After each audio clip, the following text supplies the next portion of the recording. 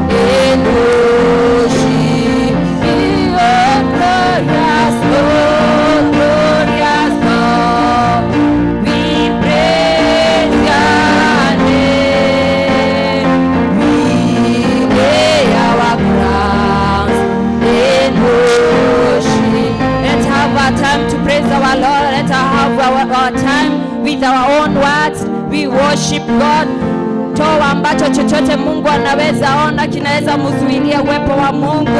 Tunasema kwa wimbo, tunatoa taji zetu, tunatoa majina zetu, tunatoa kujua kwetu, tunatoa our knowledge. Let's acknowledge the power of God that He may take over in the name of Jesus. Go Lord, we welcome your Holy Spirit this morning as we bow down, as we remove our crowns. We worship you, Adonai. We let your Holy Spirit to take over. We do not know how to worship unless we are helped by your Spirit, my Father. And so this morning we welcome your Holy Spirit who helps us, who is our helper. He is our strength. Oh, Holy Spirit of God, have your way this morning in the name of Jesus Christ.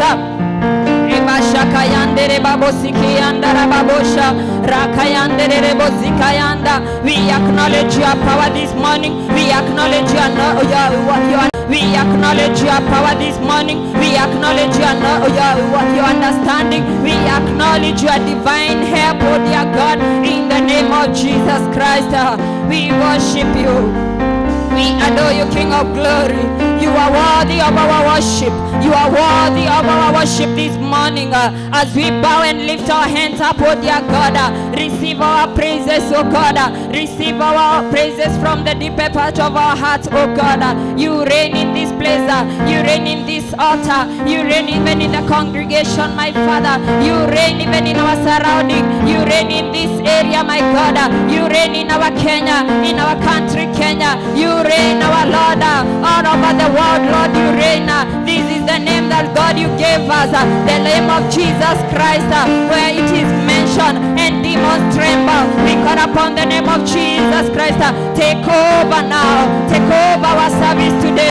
Take over this conference, my Father. Take over, my Savior, and show your mighty power, my God, in the name of Jesus Christ.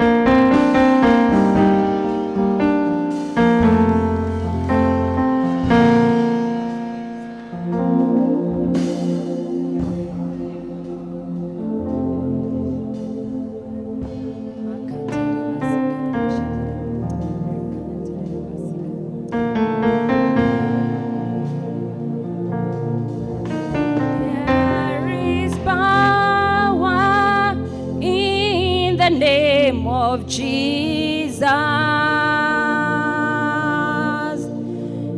There is power in the name of Jesus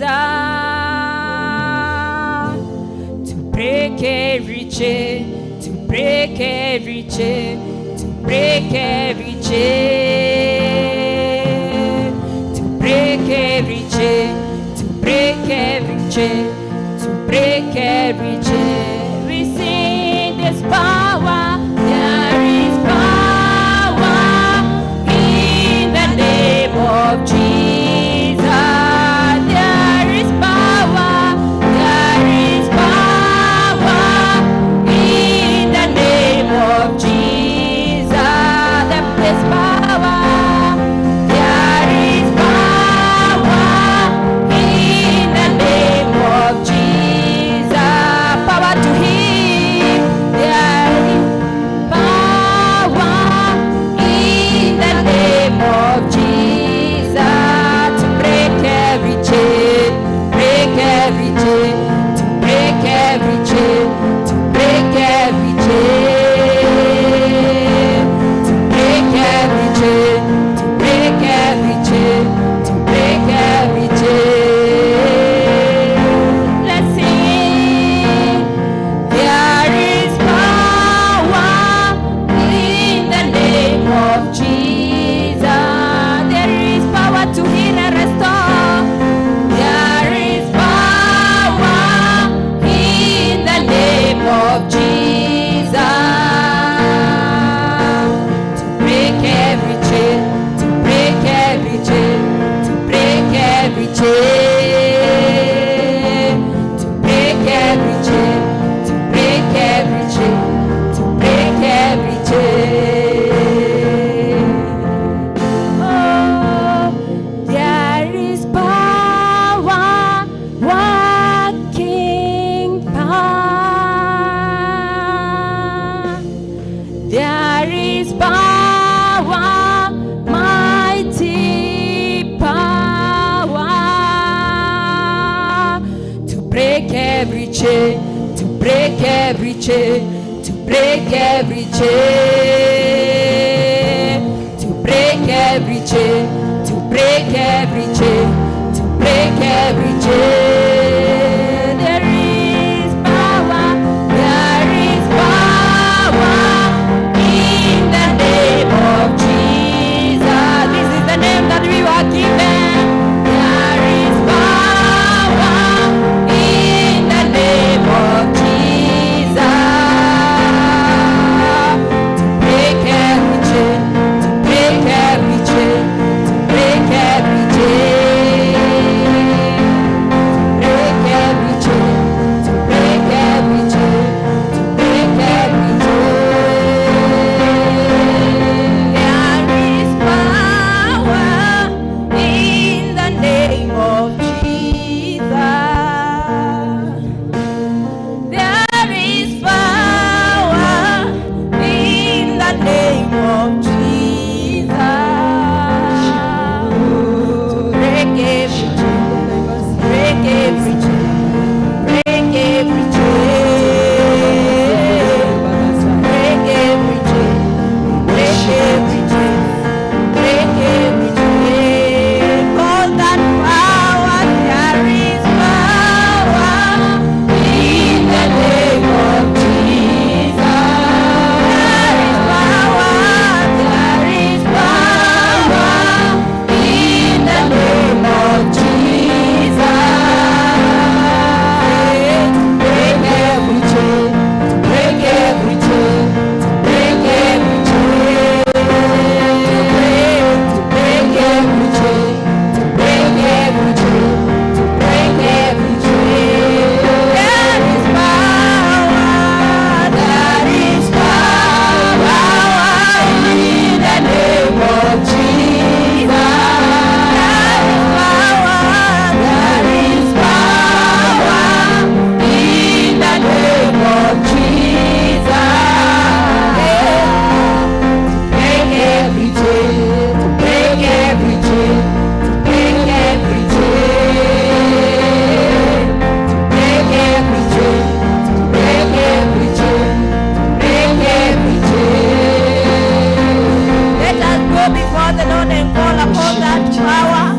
that it may enter in our hearts, that it may break each and every hindrances, each and every weakness in us, in the name of Jesus, that it may break, that it may take control, that it may take the center stage, that it may break the minds that we have come with here, that are not the minds of God, in the name of Jesus. Let us go before the Lord, each and every day that you know, that you don't know, that you know, and even that you don't know, in the name of Jesus. Let us know that power in us, in our mind, in our thoughts, in our soul, in the name of Jesus. Hallelujah. We give you praise, we praise your holy name, oh God. In the name of Jesus, there is power in the blood of Jesus to break every shame, to break every sickness, to break the spirit of poverty. There is power in the blood of Jesus. Jesus, we thank you for your blood. Thank you for the blood that you have shed for us. We give you praise and we give you honor. In the mighty name of Jesus, can somebody give God a clap of hallelujah? Hallelujah! Can you shout again for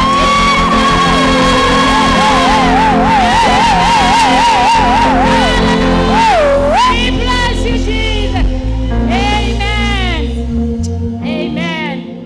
Geukia mwenzako umsalimie na umwambie you are welcome. This is the place to be. Na kama angekuwa huko angekuwa wapi? Amen, amen, amen. We thank God for this moment, and I would like to welcome Apostle Miriam, kwa sababu ni vigumu sana ukienda mahali unajigambia mahali kwa wenyewe hujakaribishwa, unaenda kitchen, unakula chenye unataka, unaingia kwa fridge. You know, so it is good ukienda mahali unaketi kwanza, unatulia, unakaribishwa, and then after that unaambiwa kama umepatiwa lights za kutumia zenye ziko ama uende, si ndio? So this moment, without much ado, I would like to take this humble moment to welcome this dear woman of God, Apostle Miriam, to welcome us officially in the name of Jesus.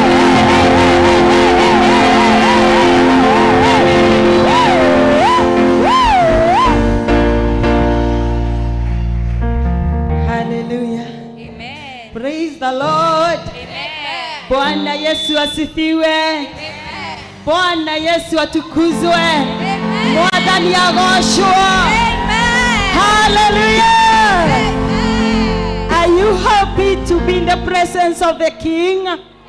Hallelujah. Amen. Me, sijawahi pata a privilege to face in a president or a king, but I'm always happy to be in the presence of the kings of all kings. Hallelujah. And he's not just a king, he's my father. Hirojina, hapa kunaitwa Karugoro. Ukishindwa sema uko Ruiru. Na tunampenda Bwana Kiambu County katika jina la Yesu.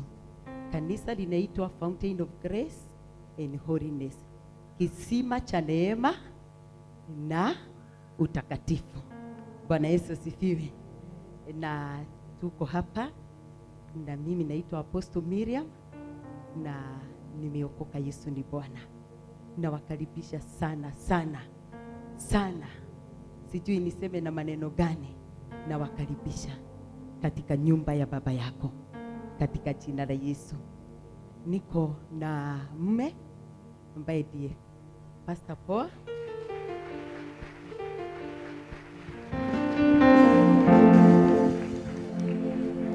Tunahudumu na yeye akiwa tukisaidiana kazi ya Bwana.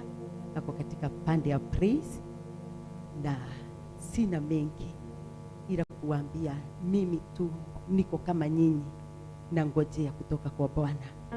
Sitaki kuwa kama Martha, nataka kungojea miguuni mwa Yesu. I'm so expectant. Mom, our guest.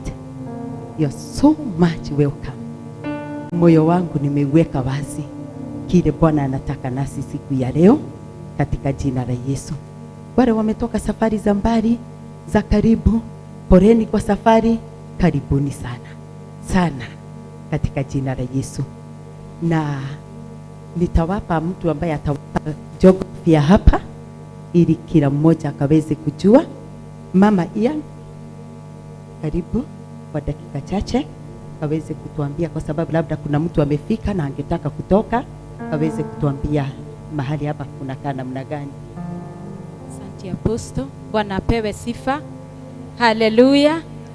Amen. Tuna furaha kwa kuwaona katika nyumba ya Bwana. Kwa majina naitwa Minister Sara, na kama vile mtumishi wa Mungu amesema, tunawakaribisha nyote, na tungependa tu kuwapa vile geography ya hapa inakaa. Ukitoka tu on your right, hapa tu ukiingia, hapo ni ladies, tutaweza kusimama mahali pale. Ukitoka nje kabisa, utapata mlango mwingine on your right, pande ya barabara, hapo ndipo tuko na gents. Asante. Asante Mama Yan. God bless you. Anaitwa Minister Sara. So bila kupoteza wakati, niko na bishop wangu. Nilipendekeza akaweze kutuombea maombi yetu ya kuanza conference yetu, na nikaweza kumwalika. Kwa hivyo nataka tu kwa heshima ya Mungu tukaweze kumkaribisha akaweze kutufungulia mkutano wetu na maombi.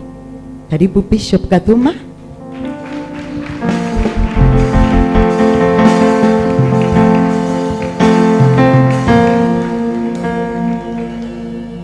Praise Jesus. My name is Bishop Stephen Gathuma. I love Christ as my personal Savior. This morning I feel delighted to be in the presence of God and presence of the servants of God. I believe this is the beginning of a great day, a new dawn towards your destiny. And I believe all of you, as the apostle have said, we are expectant, and I believe we will be blessed. I just want to say a word of prayer. Then afterwards, I'm going to review, because we have a meeting, another seminar that I'm attending. We also have a groundbreaking just in the vicinity with Apostle Kimani. We want to join hands. God have blessed the ministry with a church just next to Afrosayali there. About noon we'll be there. Then we have another seminar at our headquarters, and I believe you'll be blessed as you're also going to be blessed. So I just want to say a word of prayer. Then afterwards, I'm going to review. But I believe that you'll be blessed. Our visitors, our mom, God bless you. I've heard of you. Maybe I'm going to stick a bit to hear your voice. Our sister all the way from US, God bless you, and others. Other visitors, God bless you. Feel in the comfort of Jesus, and I believe all will be well. And the minister, the Holy Spirit will going to minister with you in a greater way. God bless you. Let's pray. Father, in the mighty name of Jesus, we thank you, Redeemer God, because of the greatness and mercy. Thank you for this wonderful moment that you have given unto us, O God. We are before your presence, O King of glory. And Jehovah God, we pray for your presence, O Lord. It is you, Jehovah God, who have, we just said this day, but it's you, Jehovah God, who make it, Jehovah God, to be successful. We invite the presence of the Holy Spirit, even as the speaker speak to us and come and rest to you, God. Use her as a vessel so that it can be able to communicate your word, O Lord. We pray, Jehovah God, for the manifestation of the Holy Spirit. We pray for each one of us that is in this church, O Lord, that you continue, Jehovah God, to minister even in a greater way, O Lord. Father, we thank you, King of glory, because, Jehovah God, we know, Father, it is you who called us, O Lord, even unto this great salvation. Father, we have women of number in front of me, O Lord. As I was coming, you are ministering to me, O Lord, concerning the word in the book of Luke 23. and verse 26, where Jesus Christ faced the women who were crying for the ordeal he was going, even as he came to save the world. But Jesus said, don't cry to me, but cry for your children. This morning, Jehovah God, your servants are here to cry even for the work of God, even for our families, even for our nation, even for the body of Christ. I believe their voices will be heard, oh God. And even as they are being ushered even to this movement, oh Jehovah God, of praying and willing women, oh Lord, may you hear their voices, oh Lord. May you come, oh Jehovah God, for the rescue. You rescue the families. You rescue, Jehovah God, the broken families. You bring them, oh Jehovah God, oh Lord. You bless the church of Christ. You bless our nation, oh God. I believe, Jehovah God, after this conference, oh Lord, their life will never be the same again. We invite your presence, oh God. We adore you, King of glory, and we honor you. You are great God who changes not, oh Lord. Those that are in the way coming, oh God, bless them as they come, so that, Jehovah God, you'll be blessed with us. Jehovah God, I present this meeting before your throne, oh God, and invite your presence, oh God, in the name of the Father, and of the Son, and of the Holy Spirit. Amen. Can we celebrate Jesus in the name of Jesus? Hallelujah!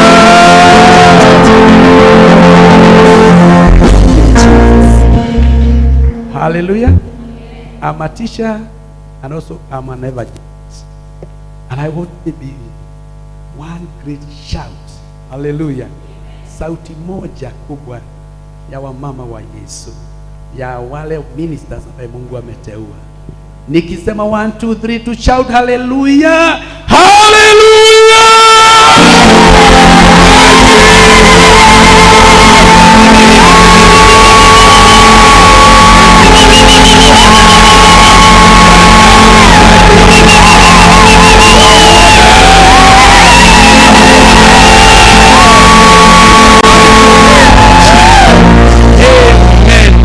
Amen. God bless you and do you good in Jesus' name. Amen. Amen. Amen.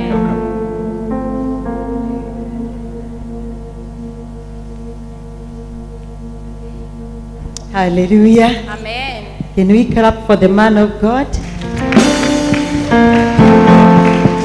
Thank you, Bishop. Despite your tight schedule, umekuja. Sasa bingu imetufungukia. Hallelujah. Mamlaka yashanena katika jina la Yesu Kristo. So bila kupoteza wakati, narudisha coordinator katika jina la Yesu, tukaweze kuendelea na program. Karibuni sana. Amen. Tuwapigie makofi ya juu. Hallelujah. Washeni wivu. Tupigie watumishi wa Mungu makofi mazuri. Hallelujah. Amen. Si wamefanya kazi njema. Na sasa unafeel aje? You have the sense of belonging, isn't it? Now you are free to go anywhere. You are free to eat whatever you wish to eat. Okay? Amen. Yeah, we give God all the praise. Yeah, and I don't know whether we have other bishops over there, and it is good to acknowledge your presence. If you are there, you are a bishop, you are an apostle. Hizi vitu ziko hapa mbele ni zenu. If you are there, kindly. It's a great honor to have you. Kama uko hapo, unaweza kuja, hizi viti ziko huku mbele na tutashukuru. Amen. Karibuni sana tena. Tunashukuru Bwana kwa wakati huu. And this moment, I want the praise and worship to lead us in that atmosphere. Yenye mtu anaedaga unasikia umeenda kilidini, si ndio? Yeah, into the holy of holies until we touch the hem of the garment. Si ndio? And therefore you are going to lead us with the praise and then worship, and then after that we continue. Amen. You are most welcome. Hallelujah. Amen. Bwana Yesu asifiwe. Amen. Naomba tukaweze kusimama. Neno la Mungu linasema kila kiumbe kikaweze kumsifu Bwana. Hallelujah. Amen. Hallelujah. Thank you, Jesus.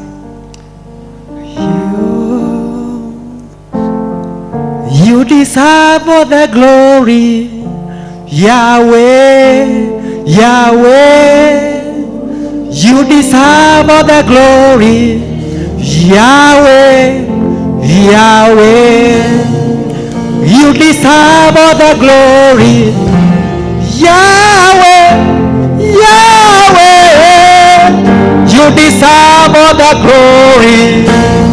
Yahweh, you deserve all the glory. Yahweh, Yahweh, you deserve all the glory. Yahweh, oh, you deserve all the glory. Yahweh, Yahweh, you deserve all the glory. Yahweh, you deserve all the glory. Yahweh, Yahweh, you deserve all the glory. Yahweh, piga makofi yako tena. Haya makofi mazuri kwa Yesu. You deserve all the glory. Yahweh, Yahweh, you deserve all the glory. Yahweh, you deserve.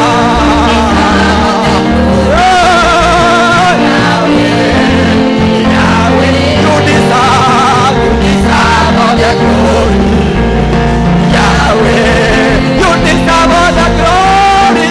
Deserve all the glory. Yahweh, Yahweh, you deserve all the glory. Yahweh, you deserve all the glory.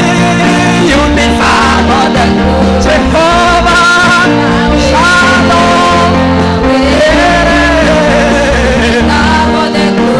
oh, Yahweh. Wapi shangwe na vigelegele kwa Yesu? Nataka shangwe na vigelegele kwa Yesu. Shangwe na vigelegele kwa Yesu. Yahweh, Yahweh usimiwe. Yahweh, Yahweh usimiwe. Yahweh, Yahweh usimiwe. Yahweh, Yahweh usimiwe. Oh, Yahweh, Yahweh usimiwe. Yahweh, Yahweh usimiwe. Yahweh, Yahweh usimiwe. Yahweh, Yahweh usimiwe. Oh, Yahweh, Yahweh usimiwe.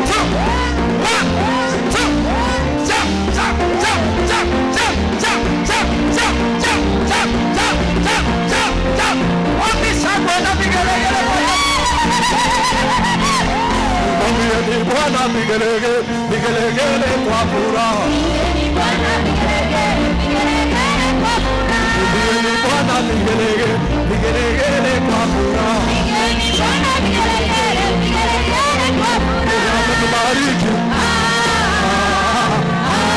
ametutendea, ametutendea.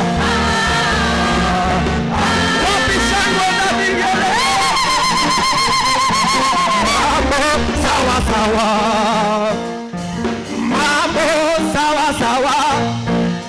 Yesu akiwa enzini, wamama, mambo sawa sawa, mambo sawa sawa, mambo sawa. Wamama tuseme mambo, mambo Sawa sawa, mambo sawa sawa. Yesu akiwa enzini, mambo sawa sawa, mambo sawa sawa, mambo sawa. Piga makofi sema sawa.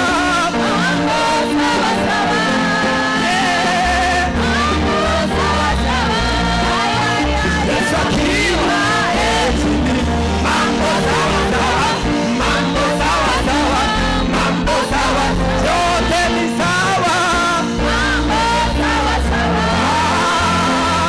Mambo sawa sawa. Yesu akiwa enzini, mambo sawa sawa, mambo sawa sawa, mambo sawa sawa. Haya, piga makofi.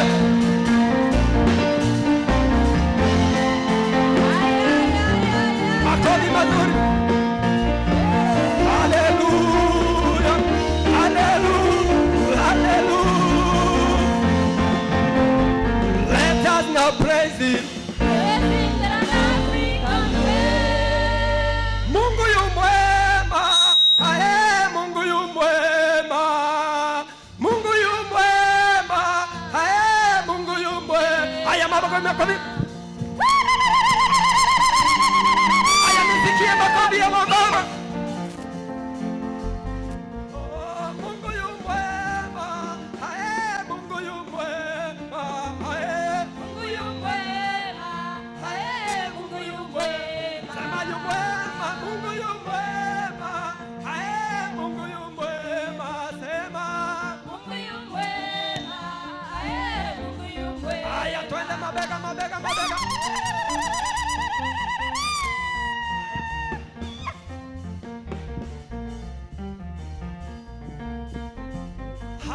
Hallelujah. Shangwe na vigelegele kwa Yesu. Let us now praise him. Engaya Danieli, engaya nasiwa. Engaya Danieli, engaya nasiwa.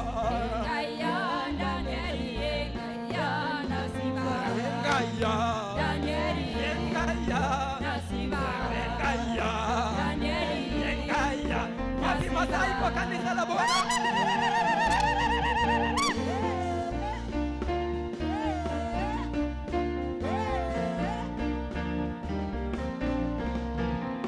Oh, tutameremeta tufanane naye. Tutameremeta tufanane naye. Tutameremeta tufanane naye. Tutameremeta tufanane naye. Tutameremeta tufanane naye. Tutameremeta tufanane naye. Tutameremeta tufanane naye. Tutameremeta tufanane naye. Haleluya. Tupigieni Yesu makofi mazuri. Hallelujah. I am an overcomer because he overcame. My victory is guaranteed. I am an overcomer. I am an overcomer because he overcame. My victory is guaranteed. I am an overcomer. I am an overcomer.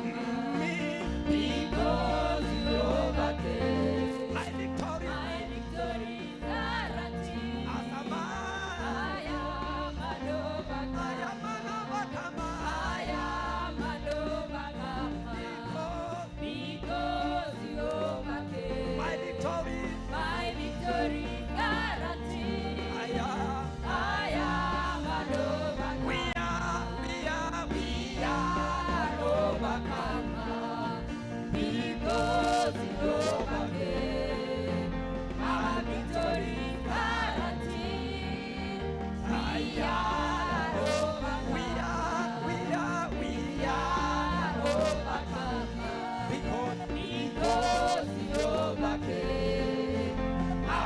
victory is guaranteed. We are overcome. We are overcome. Hallelujah. Because we overcame. Our victory is guaranteed. We are overcome. Tumshangilie Bwana. Hallelujah. We are overcomers. Our Jesus overcame. And that is we have guaranteed. We are overcomers. We are overcomers because we overcame. Our victory is guaranteed. We are overcomers. We are overcomers because we overcame. Our victory is guaranteed. We are overcomers. Hallelujah. I surrender all to you. Hallelujah, Jesus. Everything I give unto you. Hallelujah, Father. Jesus, I surrender all to you. Oh, everything I give to you. Withholding nothing. Withholding nothing. Withholding nothing. Withholding nothing. I surrender. I surrender all to you. I surrender. I surrender all to you. Withholding nothing. Withholding nothing. Withholding nothing. Withholding nothing. Withholding nothing. Withholding nothing. Withholding nothing. Withholding nothing. I surrender. Jesus, we surrender to you, Lord. We surrender to you, our God. To you, I surrender. I surrender all to you.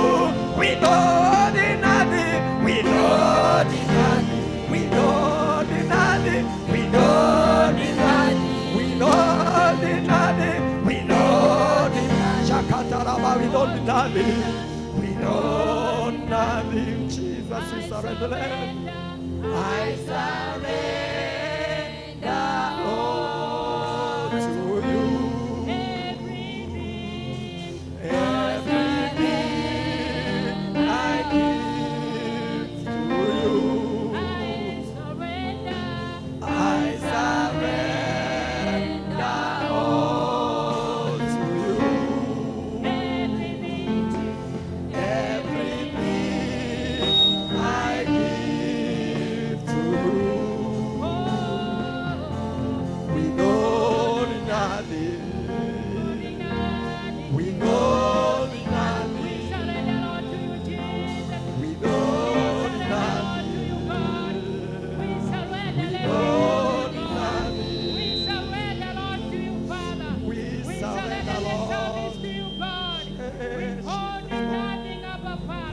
Thank you, Holy Spirit. We worship you, we bless you. We give you praise, oh God, in Jesus' mighty name. Hallelujah. Praise the living God. Can you give a shout to Jesus? Hallelujah. Hallelujah, hallelujah, hallelujah. Inua mikono yako, umshukuru Bwana kwa matendo yake. Inua jina lake takatifu. Yeye ni mkuu kuliko miungu yote. Majina yote ya ulimwengu hayawezi yakafananishwa na yeye. Mungu wetu ni mkuu. Mungu wetu ni mwaminifu. Mungu wetu anaweza mambo yote. Anastahili sifa na utukufu. Hallelujah. Father, we bless you. Father, we give you praise. We give you honor. We give you all the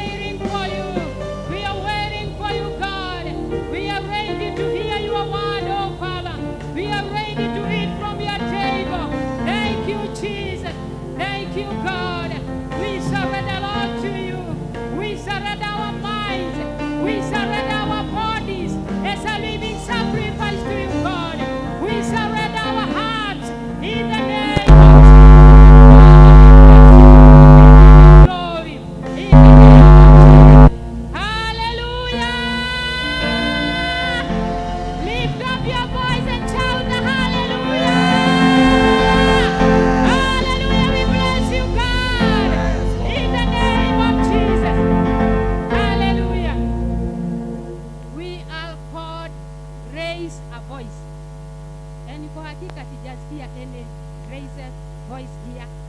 Sijasikia I raise a voice yenye nilikuwa natarajia, because now we are here, all of us. We have been raising our voices from different corners, and now God has given us an opportunity to be in one house. Why don't you raise a voice to God?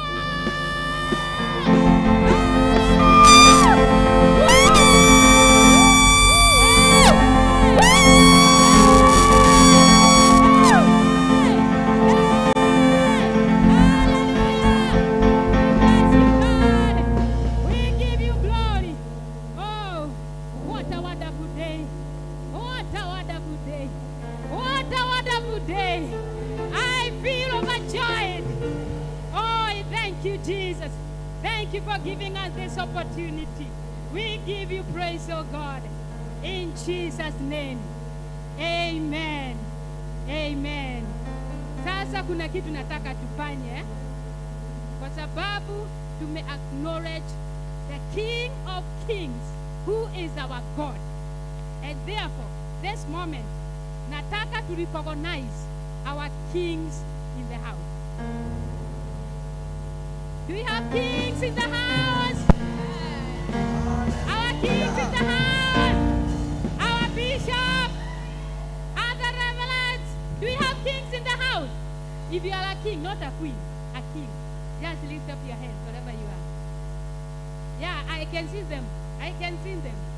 Wherever you are, if you know you are a king, that is a man, not women, a man. Kama unajua you are a man and you are seated there. I know we have Reverend Jogona, I don't know where he is. Yeah, we have also Pastor Zachary. Wherever you are, kindly, we want to acknowledge your presence, and we want to give you this honor and the opportunity to come here. Hamwezi mkakaa huko. Tunajua wanakuaga bishwa kwa nyumba. Si ndio? Kwa nini wakae huko? Ati na sisi tunaongoza hapa. No way. Let them come here. Can somebody usher them here? Yeah. Hallelujah. We thank God. We thank God. Na kama tuna mwanaume mwingine huko, kindly usikae huko nyuma. Wanaume hawakaagi nyuma, wanakaanga mbele. And that is why hata wakilala wanakaanga zaidi ya mbele, ili wanatuprotect. Ndio? Mama wanakaanga hapa mbele. Ndio wanakaanga kwa mlango, ili kitu ikitokea wanaruka. Ndio? And therefore we give God all the praise. Amen. Thank you so much, men of God. Amen. We appreciate you. We appreciate your presence, and even our mom here. God bless you so much. Amen.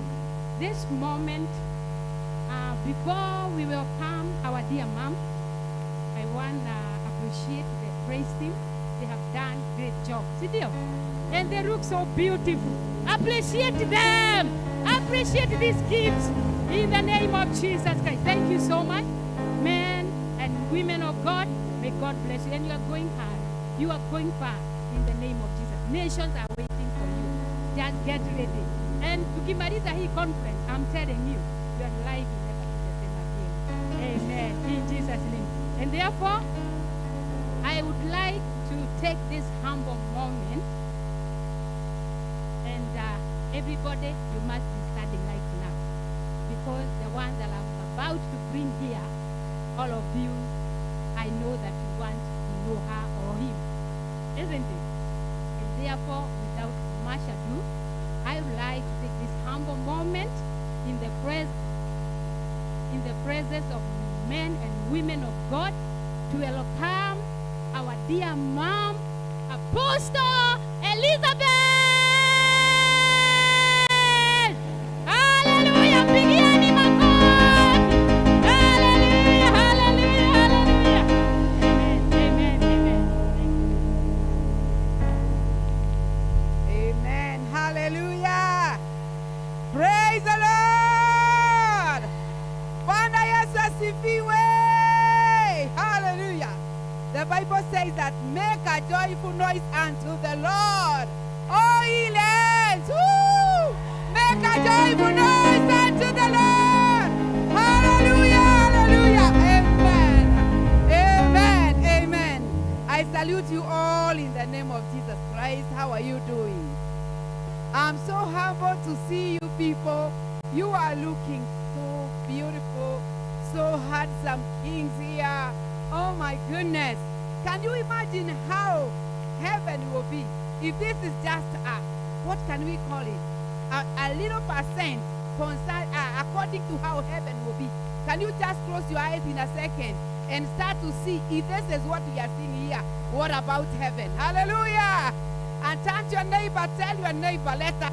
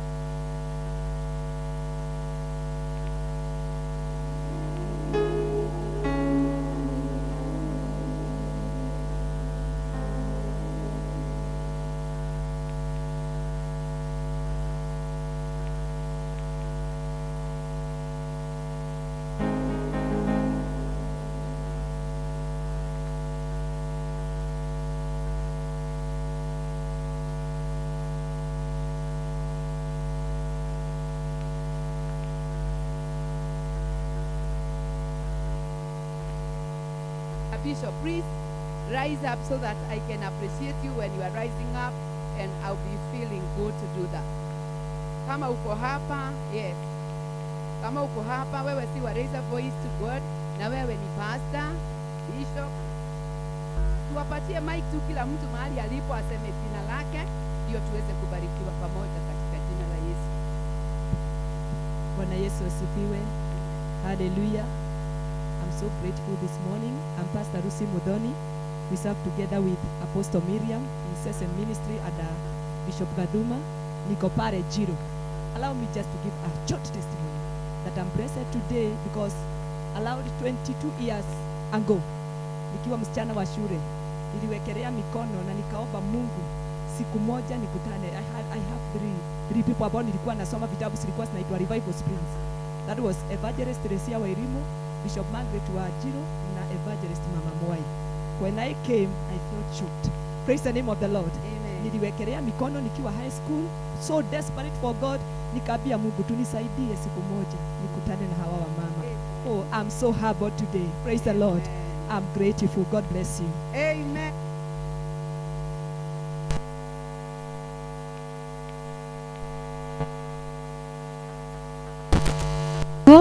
Reverend Lucy Dhuo, nimetoka Laikipia County na nimefurahi sana kuwa katika huu mkutano na ninajua nitabarikiwa. Bwana wabariki sana. Amen, amen, amen, amen.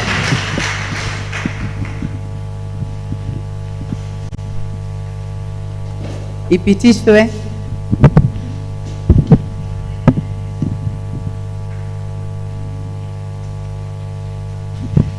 Praise the name of the Lord.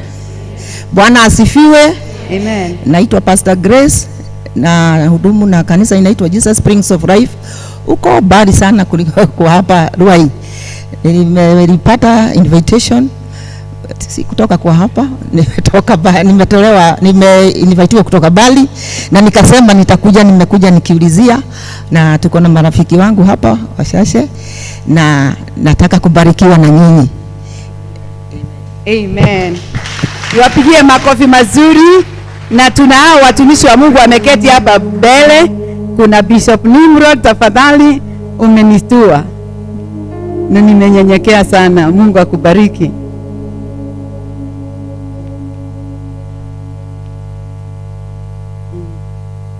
Amen. Tunagojea Bishop watusalimie.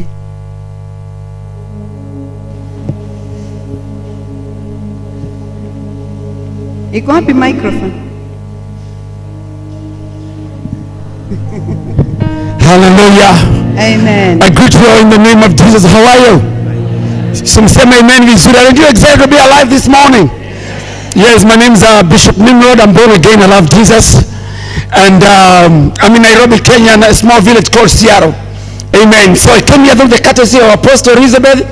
When I'm downtown in Seattle, I worship in her church. So she flipped through the flyer, and I said, let me come and see this part of the world. Amen. The reason why I came to hear the word of God. I've no other business but to hear the word of God. God bless you. Hope to see you soon. Amen. Amen. God bless you, Bishop Nimrod. Reverend Julius, please say hi to us. Meisisi Yesu. Meisi laitoriani. Kajinjuguna katejiwa kaishamu Yesu. Nimesema naitwa Njuguna, nimeokoka, nampenda Yesu. Ni sisi nafikiria tumetoka mbali sana, other than watu ambao wametoka diaspora, si tumetoka Samburu. Amen. Si tupigiwa makofi kidogo. Amen. Amen. Amen. Amen. Ebu watu wa Samburu wasimame kidogo, lakini bishop wetu kwanza asisimame. Watu wa Samburu tuwapigie makofi. Amen. Amen. Na mnaweza keti, na tunashukuru tuko hapa na bishop wetu Reverend Lucy, a humble woman of God. Apostle Elizabeth, we thank you for this opportunity and the invitation. God bless you very much. Asante. Amen. Amen. Amen. Amen. Amen. Pastor Zachary, say hi to us, please. Praise the living God. Hi to everybody. I'm Pastor Zachary from Kisumu. Be blessed in the name of Jesus. Amen. Amen. Amen. Niko na ndugu wangu mwingine hapa. Yeye sijui kama sikumwacha na title. Maybe amepewa title lately. My brother Mwangi, simama utusalimie tafadhali. This is my brother from the Gera, far away there. Hallelujah. Hello, Bwana asifiwe. Amen. In a great appreciation kwamba tunatoka in another forest huko Laikipia. Na mimi ni mtu wa Nakuru. I'm an elder in AIC Boreni, Nakuru County, and above all, nampenda Kristo. Asante. Amen. Amen. Mke wangu Elizabeth Ongoi naye ana hadithi yake. Asante. Amen. Amen. Bwana Yesu asifiwe sana. Kuna mtu mwingine tumezuilia? Okay, wacha tusalimie. Hallelujah. Amen. Natembea. Amen. Natembea. Amen. Hallelujah. Hallelujah. Hallelujah. Amen. Apostolo, ni mlima tu haikutani. Lakini tunakutana na apostolo. Amen. Tumetoka boma hii na apostolo. Yeah. Tulisoma pamoja tukinyaganyana penseli. Ni vilima tu. Amen. Na Pastor Tony mahali yako alipata kitu cha maana. Koi, I salute you mahali yuko. Nancy Tipi, I salute. I know. Nimefurahi hivyo kwa sababu maajabu ya Mungu. Kuna watu wanasemanga hakuna miracle. Kuna miracle. Kunazo. Apostolo ako hapa. Na nimeona hata Pastor Bless anijui na tunaongeaga naye, lakini niko hapa. Na nimeambia daktari India sitakaa India. Kuna mtu wa maana anakuja. Amen. Lazima nimkute. Zaidi ya yote naitwa Isabella Wangui Mwangi. Ubavu nilipewa na Mungu, ndio huyo alisimama. Amen. Hiyo ndio ubavu yangu. Amen. Amen. Na nimeokoka. Zaidi ya yote nampenda Yesu kwa kuniokoa wakati nilikuwa dhambini. sikuwa najiweza na sikuwa najijua, akanitoa kwa uchafu, akanipadisha, akanifanya mtoto wake. Amen. Na saa hii nafurahia wokovu wake. Nataka nimjue Yesu na nizidi kumfahamu, nijue pendo lake na wokovu wake kamili. Hiyo ndio imenileta hapa. Amen. Mimi naona kwaya wakirukaruka, nasikia nirukaruke, lakini hesabu 1 up to 8 hiyo ndio niko nayo spine, lakini sisemangi. Hata rafiki yangu Apostle hajui. Wow. Lakini zaidi ya yote hakuna mlima kubwa mbele ya Mungu. Sisi ni washiriki wa Nakuru na Mungu ni mmoja, tunaomba. Amen. Na hata mimi ni mama wa kanisa, huwa naongoza. Na Mungu ni mmoja. Na wakati nilisikia Apostle ameteuliwa, nilifurahi hata kabla sijamuona. Na nikaona hapa kuna Pastor Tipi, kuna Pastor Grace, kuna Pastor Bless. Moyo wangu ukapona. Na nikasikia kweli kuna Mungu mwenye tunaomba, Najua dakika ya mwisho Apostle atanipea wimbo, nitaimba na nitaimba na kwaya. Nimeona huyo kijana akiruka, nikasema wewe Mungu wangu, sinirukishe hivyo, unirukishe hivyo. Yes. Lakini nashukuru. Amen. Kwa yote. Apostle, nanyenyekea. Mungu asifiwe. Ni Mungu. Sijui niseme aje. Ni Mungu. Ila labda uliiba, sitakulipisha. Amen. Na utumikie Mungu. Lakini ulinisamehea. Asante sana. Unaona mambo mengine ni ya ajabu, because juzi niliambia watu tutakutana hapa, na wale walichukua karamu za wenyewe watawaambia asante, wale walichukua raba za wenyewe. Sikufikiria nitakuwa victim wa kwanza kutolewa hapa, niliipa raba. Lakini tulikuwa tunavuja tukalamu twetu, kila mtu apate na ya kuandika. Hizo siku tulipendana sana. Mtu akisema hana raba, hatukumwambia kwa nini hukununuliwa. So nachukua nafasi hii niwashukuru sana, na kwa sababu tuna mnenaji, tulikuwa tumepanga mnenaji atakuwa afternoon, lakini kukawa na mabadiliko. Bishop, tunakuheshimu sana, ubarikiwe sana, na tutakutana mara nyingine. Ubarikiwe sana sana. Na uombe na salamu zetu kwa Apostle Kimani na wale wengine wote tafadhali. Amen. Sisi tunashukuru Bishop kwa makofi kidogo. Amen, amen, amen. So, schedule yetu imechange kidogo. Kwa hivyo this morning hatutakuwa na mambo ile tulikuwa tumeweka, lakini itakuweko afternoon. Ndio tumlete mnenaji wetu siku saa hii, maana na yeye ako na mahali pengine anaenda.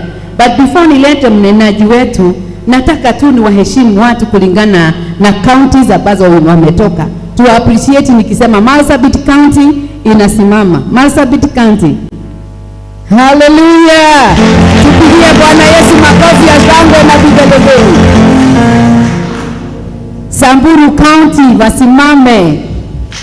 Makofi.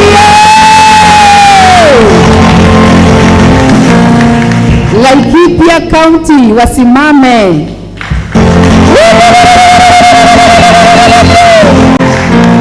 Nakuru County.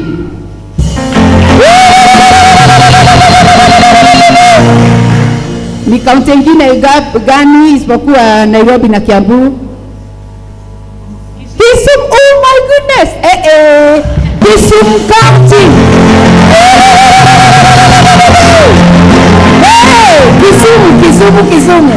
Kisumu wabarikiwe. Amen. Kaunti nyingine gani imebaki before Nairobi na Kiambu? Tharaka Nithi kwanza. Tharaka Nithi imefika? Kuna Kuna mama alikuwa anatoka Tharaka Nithi, hayuko? Atafika. Kirinyaga County hawajafika. Haya, ni wangapi wengine? Migori County. Hey, hey, hey. We are well represented. Tumeakilishwa Kenya yote.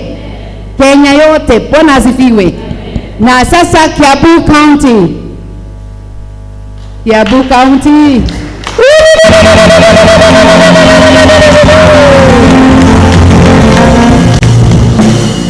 Mwisho sasa ni Nairobi County.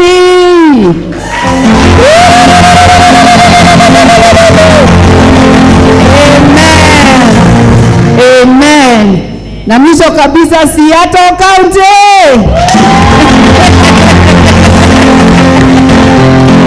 Amen, amen, amen.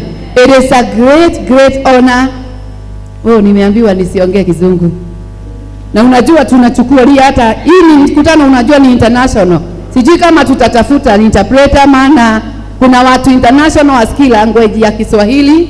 Naelewa hata kuna wengine hawaisikii Kizungu. I think nitakaribisha Pastor Lydia ama Bishop Nimrod, unataka si ungeinterpretia? No problem. Mwenaji, lakini kuja. Amen. Patie Yesu makofi mazuri. Amen. Hallelujah. Hallelujah. Unajua nimekumbuka nilimwona juzi akiinterpretia a great man of God, nikasema nakataa hii mafuta na mimi niwe interpreted. Hey! Hallelujah. God bless you. Ubarikiwe mtumishi wa Bwana. Amen. Tunakupenda sana. We love you so much. Amen. Amen. Wakati huu nashukuru Bwana. This time I'm very happy. Wakati huu nimefurahia sana. Because the Lord has made the day to come. Kwa maana Mungu ametimiza siku ya leo. We have been waiting for this day. Tumekuwa tukisubiri na kuingojea siku sana. We've been praying and praying and praying. Tumekuwa tukiomba na kuomba na kuomba. And the Lord has made the day to come. Na Bwana amefanya hii siku kufika. I would request each one of us just to stand up and raise our voices and say, thank you Lord for the day is now. Nataka zote tusimame na miguu yetu miwili. Inua mikono yako yote miwili. Mwambie Bwana ni asante maana hii siku imefika. Tell the Lord thank you for it has taken your grace. Mwambie Bwana ni asante maana imekuchukua neema yako. The devil didn't like it. Yes, shetani hakutaka itendeke. Witches and sorcerers were fasting that this day will not come. Tulikuwa tunadhania ya kwamba siku hii haitatimika. Lakini Mungu ni nani? God is faithful. Who is God? Mungu ni nani? Mungu ni nani? Raise your voice and say thank you for your grace. Sauti yako mwambie asante Bwana. And be expectant. Mwambie asante Yesu. Be expectant. Yeye ni bora zaidi. This is the day. Hii ndio siku that the Lord has made. Ambayo Bwana ameandaa. Rejoice. Ili tuweze kufurahia. Be glad in it. Na kujumuika ndani yake. Many of us have been sick. Wengi wetu wamekuwa wagonjwa. And now we are healed. Lakini sasa tumepona. Many of us did not know how to come. Wengine wetu hatukuwa tunaweza. But now we are here. Lakini siku ya leo tuko hapa. Niseme nini Bwana? Niseme nini Bwana? Niseme nini Bwana? Bali nikushukuru.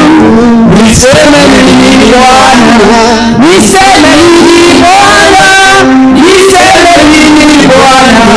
Bali nikushukuru. Niseme nini Bwana? Niseme nini Bwana? Niseme nini Bwana? Bali nakushukuru. Niseme nini Bwana? Niseme nini Bwana? Niseme nini Bwana? Bali nakushukuru. Niseme nini Bwana? Niseme nini Bwana? Niseme nini Bwana? Bali nakushukuru. Niseme nini Bwana? Niseme nini Bwana? Niseme nini Bwana? Bali ninashukuru. Kijana wa kuinua, wa kuinua, kuinua, wa kuinua, wa kuinua, wa kuinua,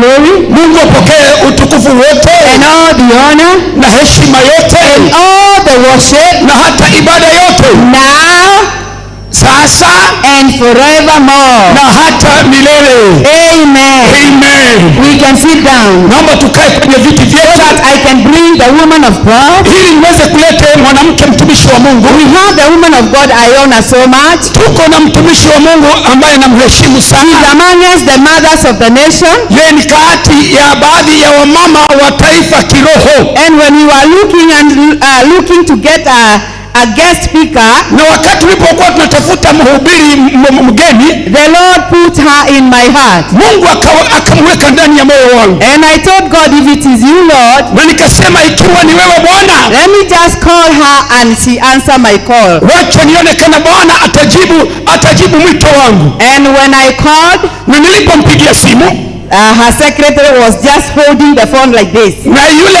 secretary wake alikuwa ameshikilia simu yake mkononi. And I told her what I wanted. Nikamwelezea kile ambacho nilitaka.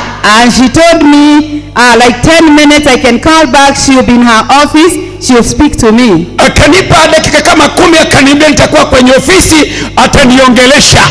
And after 10 minutes I called. Na baada ya dakika 10 nilipoita, and the woman of God answered me. Na mtumishi wa Mungu akanijibu.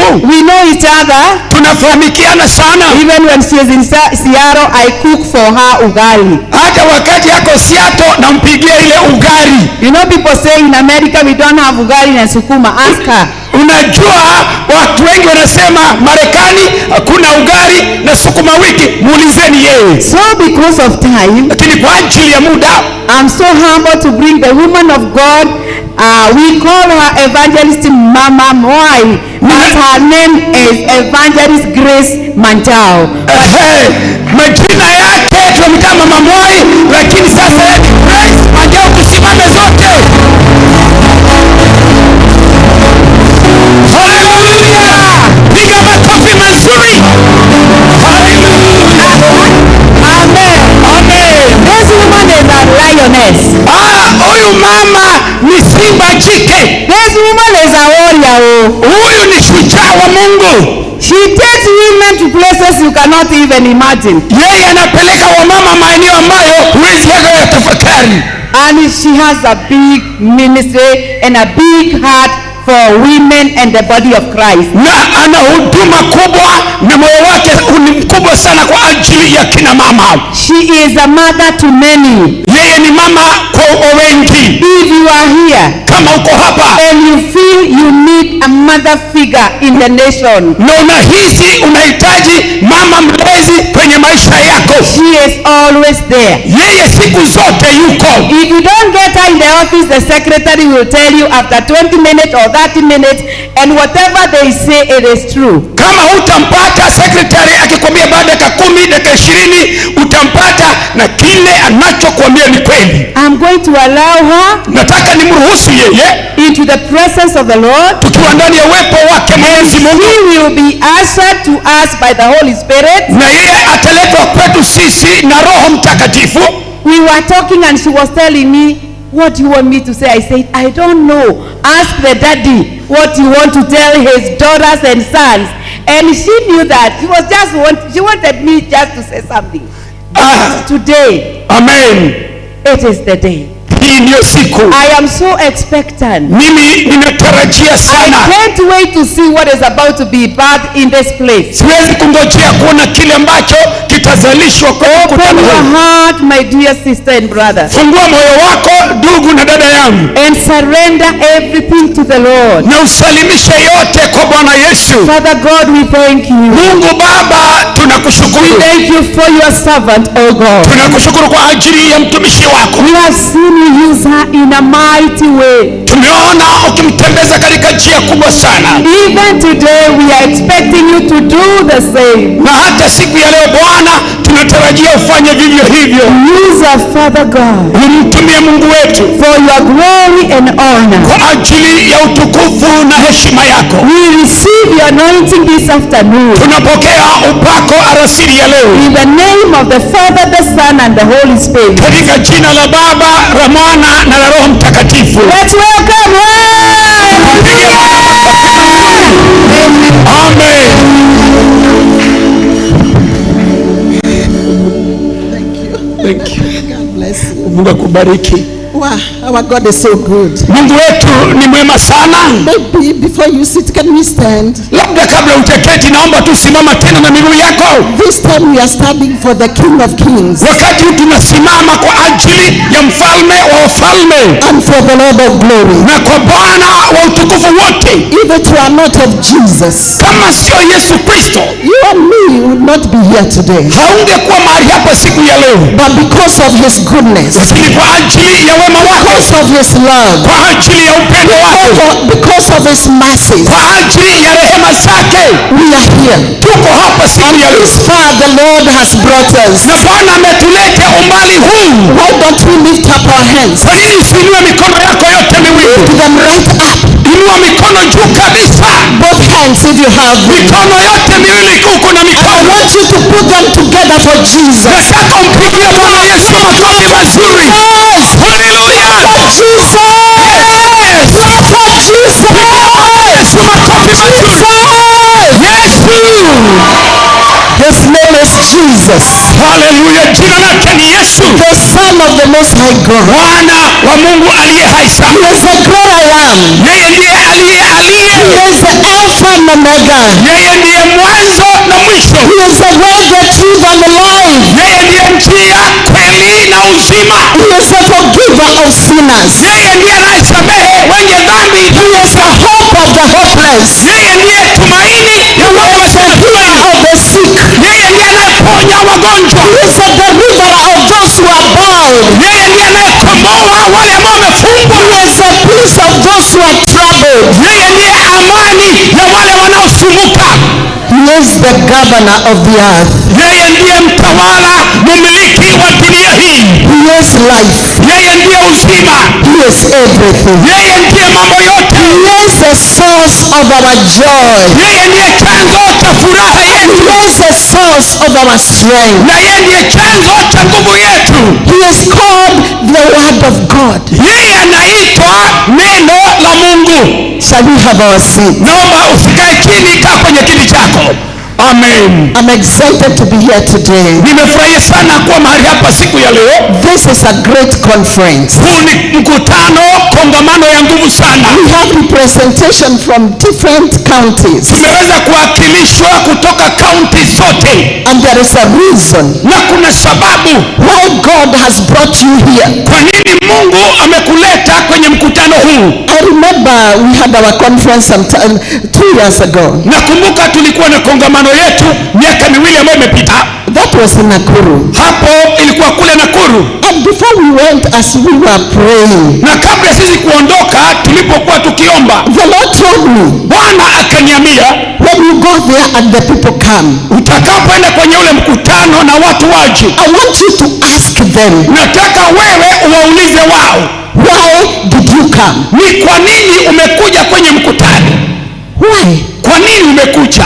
And I feel like asking the same question. Na ninahisi niulize swali hilo hilo. Why are you here today? Ni kwa nini umekuja kwenye kongamano hii siku ya leo? What purpose brought you here? Ni kusudi gani ambalo limekuleta hapa? Because people, when they are called, kwa sababu watu wanapoitwa, many things come in their mind. Kuna vitu vingi ambavyo vinaingia kwenye mawazo yao.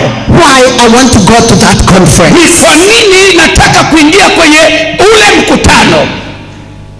But it's my prayer, lakini ni ombi langu ya kwamba that we shall have the mind of Christ. Ya kwamba sisi tutakuwa na nia na mawazo ya Yesu Kristo. I am here today. Ya kwamba nimekuja kwenye mkutano usiku ya leo. Because I want to hear from him. Kwa sababu nataka nisikie kutoka kwake. Because I want to be touched by him. Kwa sababu ningetaka niguzwe na yeye. If you came here for Jesus, kama ulikuja hapa kwa minajili ya Yesu, if you came here to hear the Lord, kama ulikuja hapa kumsikiza Bwana Yesu, if you came here because you want the Lord to touch you, kama ulikuja hapa kwa sababu unataka Bwana akuguze, if your purpose is Jesus Christ, ikiwa lengo na kusudi lako ni Yesu Kristo, then the Lord will do it unto you. Basi Bwana atakutendea wewe. What is in your heart concerning him, you will have. Basi kile ambacho kiko ndani ya moyo wako kwa ajili ya Kristo utakipokea. He does not disappoint. Mungu hawezi kukuangusha. And he has never disappointed Na anyone. hajawahi angusha mtu yeyote. And so I ask you, kwa hivyo nami nakuuliza for wewe, the days you shall be here, kwa zile siku utakuwa hapa, open your heart for him. ufungue moyo wako kwa ajili yake. Be ready to receive that which he has brought. Uwe tayari kupokea kile ambacho amekuandalia. Jesus, kwa sababu yeye Yesu is already here. Yuko tayari kwenye mkutano huu. He has been waiting for you to come. Amekuwa akikungojea wewe ufike kwenye mkutano. He is already here. Yesu tayari ameshafika. It is for you to know. Basi ni wewe upate kujua whether your heart and your mind is here. Je, mawazo na moyo wako je umo kwenye mkutano? You know we can be here. Unajua tunaweza kuwa hapa kimwili. And my mind or my thoughts are very far away. Lakini akili na mawazo yangu yako mbali sana. Another man of God gave a testimony. Mtumishi mwingine wa Mungu akatoa ushuhuda akasema that whenever they were in the church, wakati walipokuwa ndani ya kanisa, there was one lady who was always busy writing. Kuna mwanamke mmoja alikuwa na shughuli tu anaandika kuandika. She was writing, she had a notebook. Alikuwa na kile kitabu cha kuandika. She was writing every time when the minister was preaching. Alikuwa anaandika kila wakati mhubiri alipoendelea kufundisha. And so one day the pastor decided, hey, I want to see these things my sister writes. Na basi mchungaji siku moja akaamua, ningetaka nisome hivi vitu ambavyo huyu dada anaandikanga kwenye mkutano. You know, the pastor thought it is full of what he was writing. Mchungaji alidhania ya kwamba maandishi ambayo yameandikwa pale ni yale mahubiri mchungaji huwa anafundisha. When he asked for the notebook, alipoomba kile kitabu cha kuandikia notebook, of course you cannot refuse the pastor when he say, can I see? Unajua mchungaji akikuomba hicho kitabu hutamkatalia, utampa. That woman was working in a marketplace. Huyu mama alikuwa mfanyakazi katika pale soko mjinga. And she was writing how many tomatoes, how many, all those things, how much, what was, all that notebook was filled with that. Yeye alikuwa anaandika kwenye ile kitabu bei ya nyanya, bei ya omena, bei ya sukuma wiki, terere na vitu hivyo vyote sokoni. So that sometimes we have people who can come but their mind is somewhere else. Basi tuna watu aina sampuli hiyo, wako kwenye mkutano lakini akili iko sokoni. It's my prayer, ni maombi yangu asubuhi ya leo, that each one of us, ya kwamba kila mmoja wetu will be at the feet of Jesus, atakuwa kwenye miguu ya Yesu Kristo, so that we can hear and receive from him, ili tuweze kusikiza na kupokea kutoka kwake. I thank God for Apostle Elizabeth. Namshukuru Mungu kwa ajili ya mtume Elizabeth. The way you see her kind and good here, jinsi unavyomuona mpole mkarimu hapa, that's the same way she is in US. Ndivyo alivyo kule Marekani. She's so kind. Yeye ni mkarimu. I remember we had a meeting, a conference or something. Nakumbuka tulikuwa na kongamano, mkutano tu wa kiroho. And she offered us her church. Na yeye akatoa kanisa lake. And we went there to share the word of God. Na tukaenda pale kulishiriki neno lake Mungu. Never be changed because of where you are or what you have.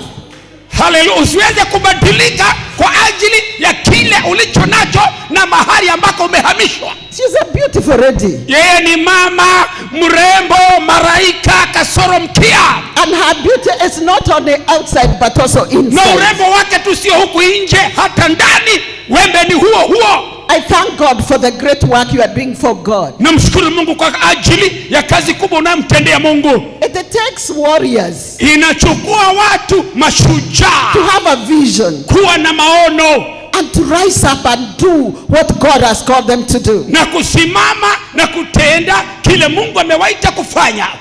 Because not everybody will appreciate what you are doing or what God has called you to do. Kwa maana sio kila mtu atafurahia kile ambacho unafanya na kile Mungu amekuita kukitenda. I've been there for some time. Nimekuwa kwenye huduma miaka mingi. I believe when I came to know Jesus, naamini ya kwamba nilipomjua Yesu Kristo, many of you who are seated here today were not born. Wengi wenu ambao mmeketi kwenye mkutano huu hamkuwa mmezaliwa.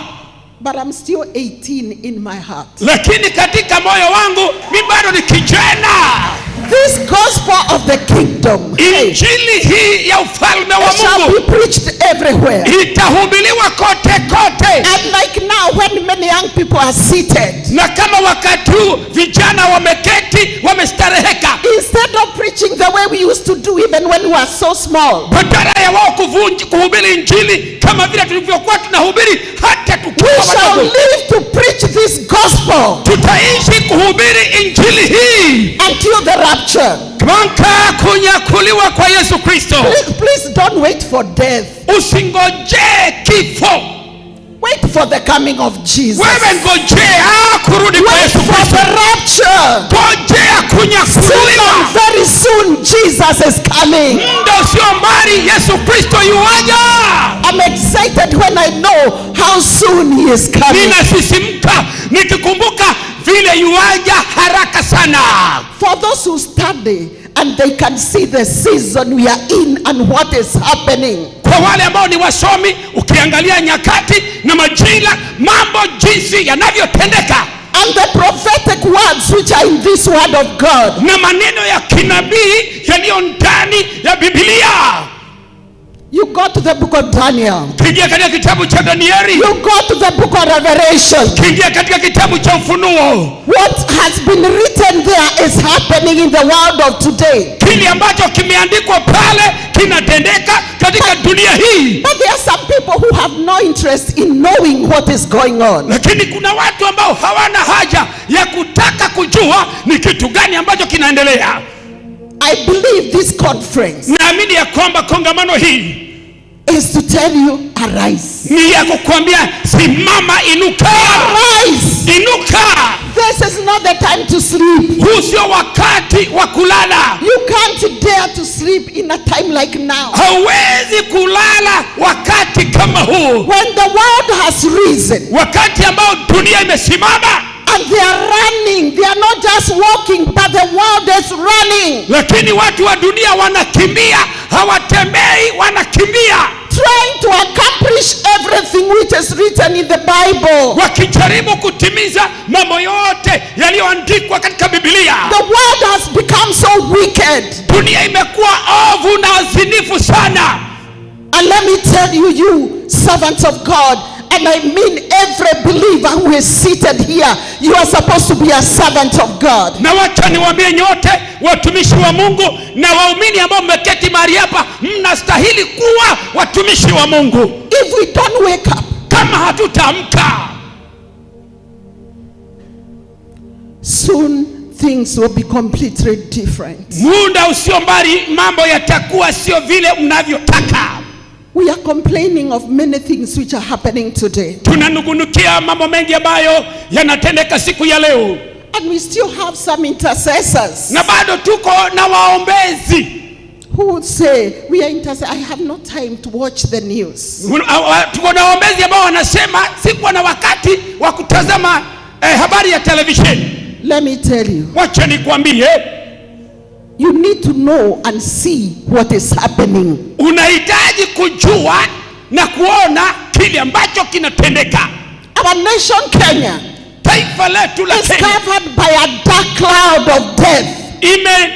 Imevamiwa na wingu kubwa la mauti.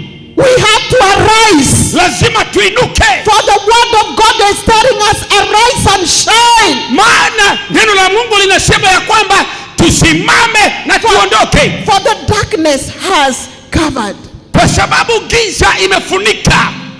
Gross darkness has covered the people. Giza totoro imefunika watu. But those who know their God, lakini wale wanaomjua Mungu wao, but you and me who have the light in you, lakini mimi na wewe tulio na nuru na taa na mwangaza wa Mungu ndani yetu. Because if you have Jesus Christ in you, kwa sababu kama uko na Kristo ndani yako, the light is in you. Basi mwangaza, nuru iko ndani yako. And when the light is shining, na hiyo nuru au hiyo taa inaangaza, the darkness has to go. go. basi giza lazima itaondoka. But today we were called, many of us are not serious. Lakini siku ya leo wengi wetu ambao tumeitwa hatumaanishi. We are just caring about our own ministries. Sisi tunajali tu huduma zetu. About myself. Tunajali tu kujihusu wenyewe. How much will I be known by people? Tutajulikana namna gani na watu? What can I do to make sure that I am above, not like others? Nitafanya kitu gani ili niwe juu ya wengine wote? This is not what God is looking for. Basi hiki sio kitu ambacho Mungu anatafuta. God is looking for you. Mungu anakutafuta wewe. Who shall arise? Ambaye atainuka in his name. Katika jina lake. And tell the Lord. Na amwambie Bwana, I can't do it alone. Hii kazi siwezi bila wewe. I cannot see without your eyes. Siwezi kuona bila kuwa na macho yako. I cannot understand what is happening unless your Holy Spirit. Siwezi kuelewa kile ambacho kinatendeka isipokuwa Roho wako Mtakatifu reveal it to me. Aweze kunifunulia mimi. This is the time we need the Holy Spirit more than ever before. Huu ndio wakati ambao tunamhitaji Roho Mtakatifu kuliko pale mwanzo. There's a lot of difference. Kuna tofauti kubwa sana. And when I go anywhere, I allow the Holy Spirit to say what He wants to say. Na ninapoenda katika mahali popote, namruhusu Roho Mtakatifu anene kile angetaka kunena. I have many notebooks in my house. Niko na vijitabu vingi sana za mahubiri kwenye nyumba yangu. Because I always come prepared. Maana siku zote huwa nakuja kama nimejiandaa. But many times, lakini nyakati nyingi I don't even refer to what I had said. Hata sifungui kile kitabu ambacho nilikuwa nimeandika. Because the Holy Spirit knows you more than I do. I don't know you. Maana Roho Mtakatifu anakujua wewe zaidi kuniliko mimi. In this congregation, maybe I know Apostle Elizabeth and I know him. I don't know who else. But you may know me, some of you. Labda kwenye kongamano hii namjua mtume Elizabeth, namjua mchungaji, lakini wengine wenu siwafahamu. And so whatever I say, it's not because I know you. Basi kwa hivyo kile ambacho nasema hapa sio kwa sababu nakujua. I remember one time I was in US. Na wakati mmoja nakumbuka nilikuwa kule Marekani. And I went to Indiana. Na nikaingia katika kijiji cha Indiana. And I was ministering somewhere. Na nilikuwa nikihudumu mahali fulani. And when I did, one of the ladies after completing went to my host. Basi baada ya kumaliza kuhubiri, mama moja akamwendea mwenyeji wangu. And she came and said, why did you tell Mama Mwai all what I've been doing? Why did you do it? Akaenda akamuuliza yule mhubiri, mbona uliambia Mama Mwai mambo yote ambayo nimekuwa nikifanya? And this lady said, na huyu mama akasema, how could I tell her and she does not even know you? Basi ningewezaje kumwambia habari yako na huyu mama hata hakujui wewe? What am I saying? Ninasema kitu gani? The Holy Spirit will be speaking to you. Roho Mtakatifu atakuwa akikunenea wewe. He is the only one who knows everything about you. Ni yeye peke yake ajuae mambo yote ulionayo. And so allow him. Basi kwa hivyo mruhusu huyo Roho Mtakatifu. Today we are living in a time. Siku ya leo tunaishi katika nyakati. There is a lot of confusion. Ambako kuna kuchanganyikiwa kwingi. Among the believers. Katikati ya waumini. And especially among the spiritual leaders. Na zaidi kwa viongozi kwa makanisa ya kiroho. Among the ministers. Katikati ya wahubiri. Almost everybody. Karibu kila mtu is called apostle, anaitwa mtume, or bishop, au baba askofu, or archbishop, au baba mkuu askofu. Can I continue? Niendelee au nisiendelee? The other day, siku ambayo imepita, and I tried to ask some, because by the grace of God I'm able to interact with the top leaders of our nation. I mean spiritual. Nikaweza kufikiria niulize wengine wao, maana katika neema ya Mungu huwa ninatagamana na hata mibabe wa kiroho. Sisi Pentecostals, watu wa kiroho, How many archbishops are we going to have? And what are they for? Tutakuwa na archbishop wangapi na wao kazi yao ni gani? How many popes does Catholic Church have? Basi wale wa Katoliki baba papa ni wangapi? Si ni mmoja. Why are we dividing the house of God into pieces? Kwa nini tunagawanya nyumba ya Bwana katika vipande? Is it for God or for our own interests? Je, ni kwa ajili ya Mungu au ni kwa ajili ya matakwa yetu wenyewe? For me to be seen, I am the one who is leading this crowd. Ili niweze kutambuliwa ya kwamba mimi ndio naongoza kikundi au kikundi cha watu. And another one. Na mwingine anaongoza kikundi kingine. So that when we are called by the politicians, ili tutakapo itwa na wanasiasa, also when the campaigns come, ili wakati wa kupiga kampeni za siasa ukifika, they will come to see us. Watakuja. They will come to see the other. Watakuja kuniona na kuona huyo mwingine. What did we hear that God does not have, that we have to be provided by the world or by the politicians? Ni kitu kigani ambacho sisi watu tuliokoka ambacho hatuna ili tuende kwa wenye siasa kupewa? What does the book of Haggai chapter 2 and verse 8 says? Kitabu cha Hagai sura ya 2 mstari wa 8 inasema nini?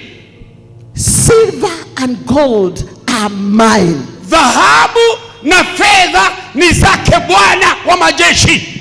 And many reports which are coming today, na taarifa nyingi ambazo zinaingia siku ya leo, is that the continent of Africa, ni ya kwamba bara la Afrika, it's not just Congo, sio tu Congo peke yake, not just South Africa, sio Afrika ya kusini peke yake, but the continent of Africa, lakini bara lote there is so much gold under the ground. Kuna dhahabu nyingi sana kule chini, and so many other precious stones, na hata mawe mengi ya dhamani kuu sana, and so many other things, na vitu vingi sana ambavyo sijataja, which are not in the other continents, ambazo hazimo katika bara zingine. But we have decided to believe a lie, lakini sisi tumeamua kuamini uongo, that we are very poor, ya kwamba sisi ni maskini, that every sickness and disease come from Africa, ya kwamba kila magonjwa na maradhi yanatokea katika bara la Afrika. Hallelujah. If there is a place, kama kuna mahali our God loves, Mungu anapenda, is this continent. Ni hili bara la Afrika. It's the black man. Aha, ni huyu mtu mweusi. But we have lived in bondage. Lakini sisi tumeishi katika uteka au utumwa. Even the church have lived in bondage. Hata kanisa limeishi ndani ya uteka. We believe we have to have somebody somewhere helping us to succeed. Tunaamini ya kwamba lazima uwe na mtu mahali fulani ili upate kufanikiwa hapa Kenya. It is no longer by faith. Aha, sio katika imani tena, but it is by the donor. Lakini ni katika kutegemea wale wasaidizi, wale donor. The Lord looks at us. Mungu anapotutazama, and he wonders, na anataka sisi, anashangaa, have we become like the prodigal son? Je, tumekuwa sisi kama yule mwana mpotevu who left his father's house, aliyeacha nyumba na boma ya baba yake, which had everything, nyumba ambayo ilikuwa na kila kitu alichotaka, and he went to eat the food of swine, na yeye akaenda kule nje kula chakula cha nguruwe. The time to come back to the father is now. Wakati wa kumrudia baba ni sasa. And the father has everything you need. Na baba yetu akona vyote unavyovihitaji wewe. I tell the people, if you have Jesus Christ in you, naambia watu siku zote, ikiwa wewe uko na Yesu Kristo ndani yako, then all what you need is in you. Basi vyote unavyovihitaji viko ndani yako. But remember the boat. Remember the boat. Kumbuka ile meli. When there were storms. Kulipotokea dhoruba na upepo mkali. And Jesus was sleeping. Na Yesu Kristo alikuwa chomoni amelala. Is Jesus sleeping in your boat? Je, Yesu amelala katika chombo chako? If he is in you, kama Yesu yuko ndani yako, what is he doing there? Basi Yesu anafanya kazi gani ndani yako? Because Jesus hates to sit doing nothing. Maana Yesu anachukia kukaa pasipo kutekeleza kazi. We have imprisoned him in our hearts. Tumemkumbatia, tumemweka ndani ya mioyo yetu. We have become so special that even the gospel we don't go telling everybody in the streets. Tumekuwa watu wa maarufu sana, hata ile injili tuko nayo kule mitaani hauwezi kushirikisha watu. We are too high for that. Tumekuwa tumejiinua viwango, hatuwezi kuhubiri sokoni. Look at Jesus at the well. Mtazame Yesu Kristo kwenye kisima kile cha Yakobo, waiting for a woman who he knew was a prostitute. Akimsubiri na kumgojea mwanamke ambaye alijua huyo mama ni kahaba. And because he knew the apostles, some of them could have been very religious. They may not understand. He told them, go and buy food in the city. Na unajua Yesu alijua baadhi ya wale mitume wake hawangeweza kuungamua na kuelewa, akawafukuza, akamwambia nendeni sokoni mkanunue vyakula. And he waited for this woman. Lakini Yesu akamngoja huyo mwanamke who was well known of what she was doing. Ambaye alitambulika sana na ile kazi alikuwa anafanya. And women did not want to see her. Na wanawake hawakutaka kuona yule mwanamke. Because maybe she was stealing their husbands. Labda kwa sababu alikuwa anawaibia waume zao. But I want to say this today. Lakini nataka niseme hili neno siku leo. Jesus has come for everybody. Yesu Kristo amekuja kwa ajili ya kila mtu. Even that neighbor, hata huyo jirani yako, that colleague, huyo mfanya kazi pamoja na wewe, that one who mistreated you the other day, huyo aliye kuudhi na labda kukutukana siku ambazo zimepita. Jesus in you want to be seen by that one. Huyo Yesu aliye ndani yako anataka aonwe na huyo adui yako. This is not the time to be quiet. Huu sio wakati wa kunyamaza. We are losing people, and many people, and especially the young generation. Tunapoteza watu wengi sana, na zaidi vijana wetu. How can we dare to sit? Tutawezaje kuketi chini and watch things continue to happen? Na mambo mabaya yaendelee kutendeka. How can we sit? Tutaketi chini namna gani? And continue to see and to hear the things which are happening to our children who we are taking to school. Na kuendelea kuona na kusikia mambo yanayotendekea watoto wetu ambao tumepeleka shuleni. By the grace of God. Katika neema yake Mungu. In the early 70s I was in a high school. Katika miaka ya kwanza kule 70 nilikuwa katika shule ya upili. And you know, we didn't wait for to be invited in schools to go and preach. Na unajua sisi hatukungojewa kukaribishwa mashuleni kwenda kuhubiri. We used to introduce ourselves. Tulikuwa tunaenda pale tunajitambulisha. You know, some of us are so special unless you are invited and then told how much money you will be given, especially our singers. Unajua sisi tuna kiwango tumepandisha. Unataka ukaribishwe na unataka kujua bahasha baada ya kuhubiri. Na sana waimbaji nyinyi. We no longer sing to the one who gave us that beautiful voice. Hatuimbi tena kwa ajili ya huyo aliyekupa hiyo sauti nzuri. We are selling the gospel. Tunauza injili. We cannot pray. Hatuwezi kupiga for some people unless they come with an envelope. Mtu asipokuja na bahasha. I remember testimony of one man who passed on. Nakumbuka ushuhuda wa mtu mmoja ambaye ameaga dunia. When he was very sick, alipokuwa mgonjwa sana, he went to one of the so-called servants of God in a church. Akamwendea wale wahubiri wakuu miamba wazito hapa kanisani. He wanted to be healed. Alitaka aponywe. He went there to be prayed for. Akaenda pale ili aweze kuombewa. By that time he had no money. He used to be a professor, but when he left all that, they were suffering even with the food. Na wakati ule hakuwa na pesa, alikuwa profesa, ameacha kazi, hata chakula kwa na shida.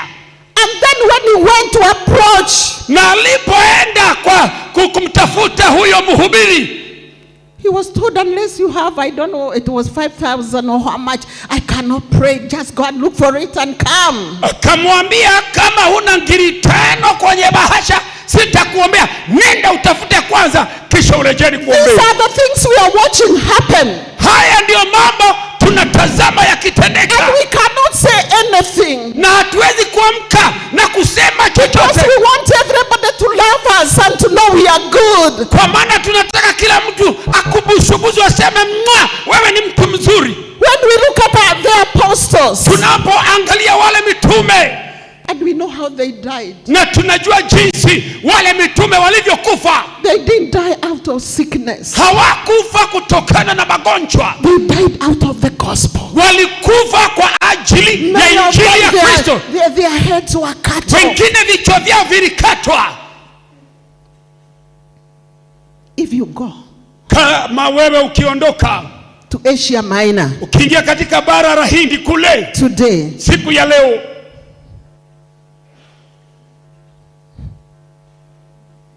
you will see, utaona statues of 12 statues. At least they put 12, although there were so many.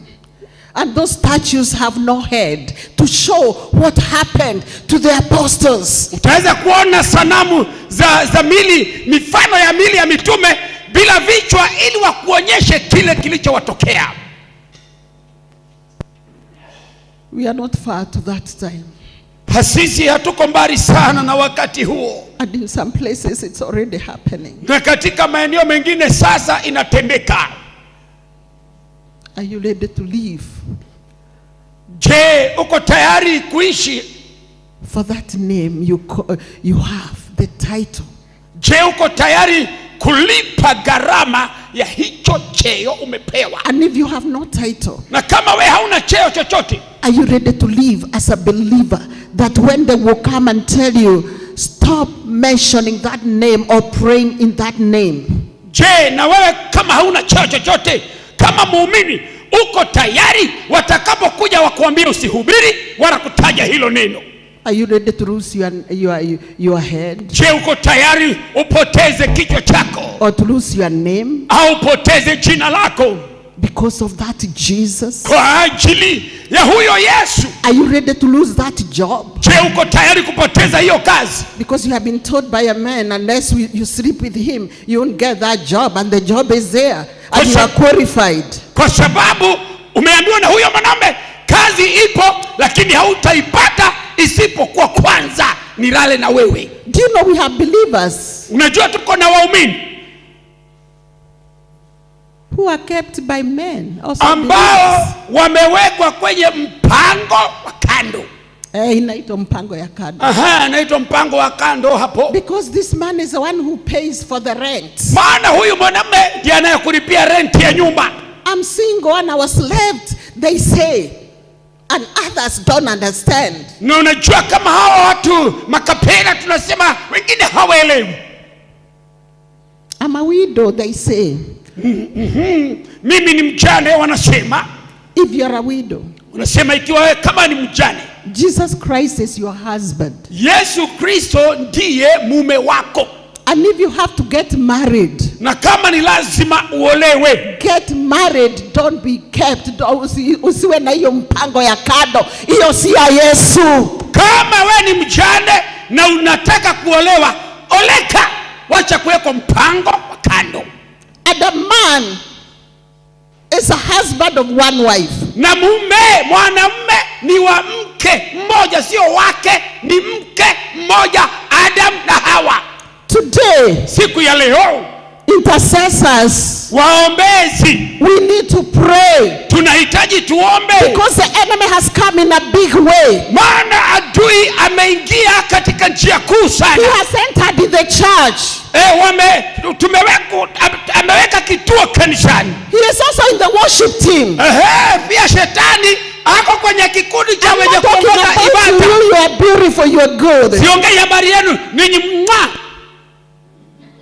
He has entered everywhere. Shetani amevamia kila pembe.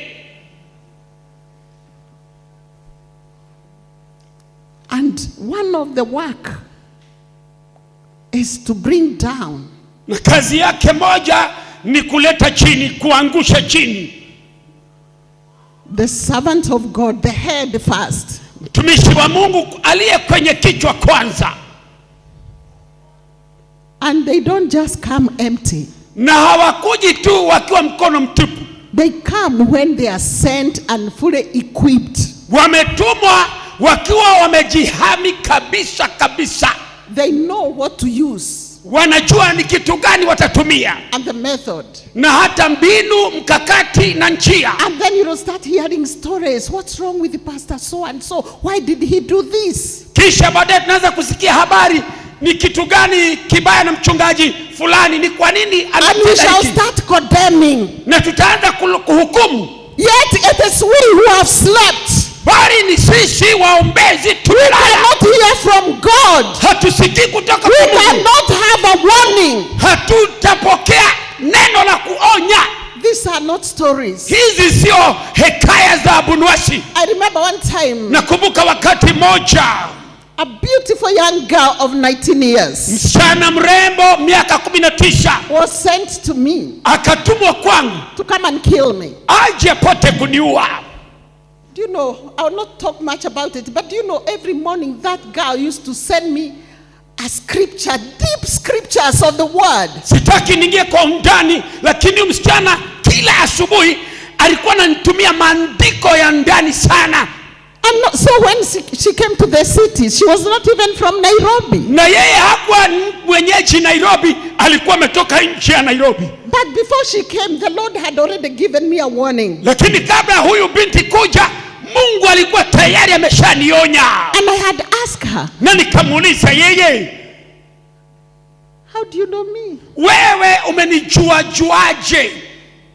And she gave a story. Na yeye akatoa hadithi yote habari. You know I'm an orphan. Unajua mimi ni yatima. And I saw you in the magazine. Na nikakuona wewe katika magazeti. And I decided you will be my mother. Na nikaamua ya kwamba wewe utakuwa mamangu. I've not time for that, but you know it was all lies. Najua sina wakati nikuelezea yote, lakini mambo haya yote yalikuwa ni uongo. And that beautiful girl, she was a killer. Na huyo msichana mrembo alikuwa ni muuaji.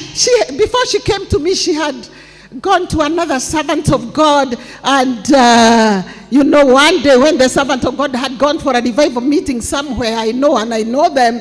Do you know what happened? Unajua alikuwa hata kabla yeye kuja kwangu alikuwa ameshavamia wahubiri wengine, na siku moja baada ya mkutano wa amsho, unajua ni kitu gani kilitendeka? She had poisoned. Alikuwa ameweka sumu. I don't know what that lady, when she was coming from a revival meeting in a church of my friend, and when she arrived in the house and she had left this girl there because her house help was not there. Na rafiki yangu moja alikuwa ametoka kuhubiri katika mkutano wa uamsho, na pale nyumbani alikuwa ameacha huyu msichana, maana msaidizi wa kazi hakuwepo. When she took whatever this girl had prepared, she just started vomiting blood. She was rushed to the hospital. Basi huyu rafiki yangu alipokula ile chakula ilikuwa imeandaliwa na msichana, alianza kutapika damu, akakimbizwa hospitali. She was on the deathbed over 3 weeks. Akakaa kwenye kitanda hospitalini kwenye mauti majuma matatu. And that's the time this girl comes to me, and then she told me, I'm coming from hospital. I don't know whether it was from Kenyabi Hospital or where. Basi huyo binti akanijia akaniambia, natoka hospitalini, sijui ni Kenyatta au ni Kijabe. To see servant of God so and so, she is almost dead. Kuona mtumishi wa Mungu fulani na fulani yuko karibu kufa. She's dying. Yeye yuko karibu kufa. What am I saying? Ni kitu gani nataka nikuletee? This is not the time to sleep. Huu sio wakati wa kusinzia wala kulala. This is not the time to concentrate on your own things. Huu sio wakati tu kuangalia sana mambo yako binafsi. How many marriages have been destroyed? Ni ndoa ngapi zimepata kuangamizwa? Marriages of servants of God. Ndoa za watumishi wa Mungu. How many bishops are leaving their wives and they are going to stay with other people? Ni maaskofu wangapi wameacha boma zao na wameenda kule nje kuishi na watu wengine? How many? ni wake wangapi who cry? Wanaolia. The wives of pastors. Wake wa wachungaji na maaskofu. They cannot share what is happening. Hawawezi kushirikisha kile kinachoendelea. Because they don't want to destroy the church. Kwa sababu hawataki waharibu na kuliangamiza kanisa. But many of them get depression and they end up dying. Lakini wengi wao wameshikwa na ugonjwa wa uzito wa moyo na maisha, baadaye wanakufa. In the same intercessories and wherever we go, we believers, how many people pray? Na sisi waumini na waombezi ni watu wangapi mnapiga maombi?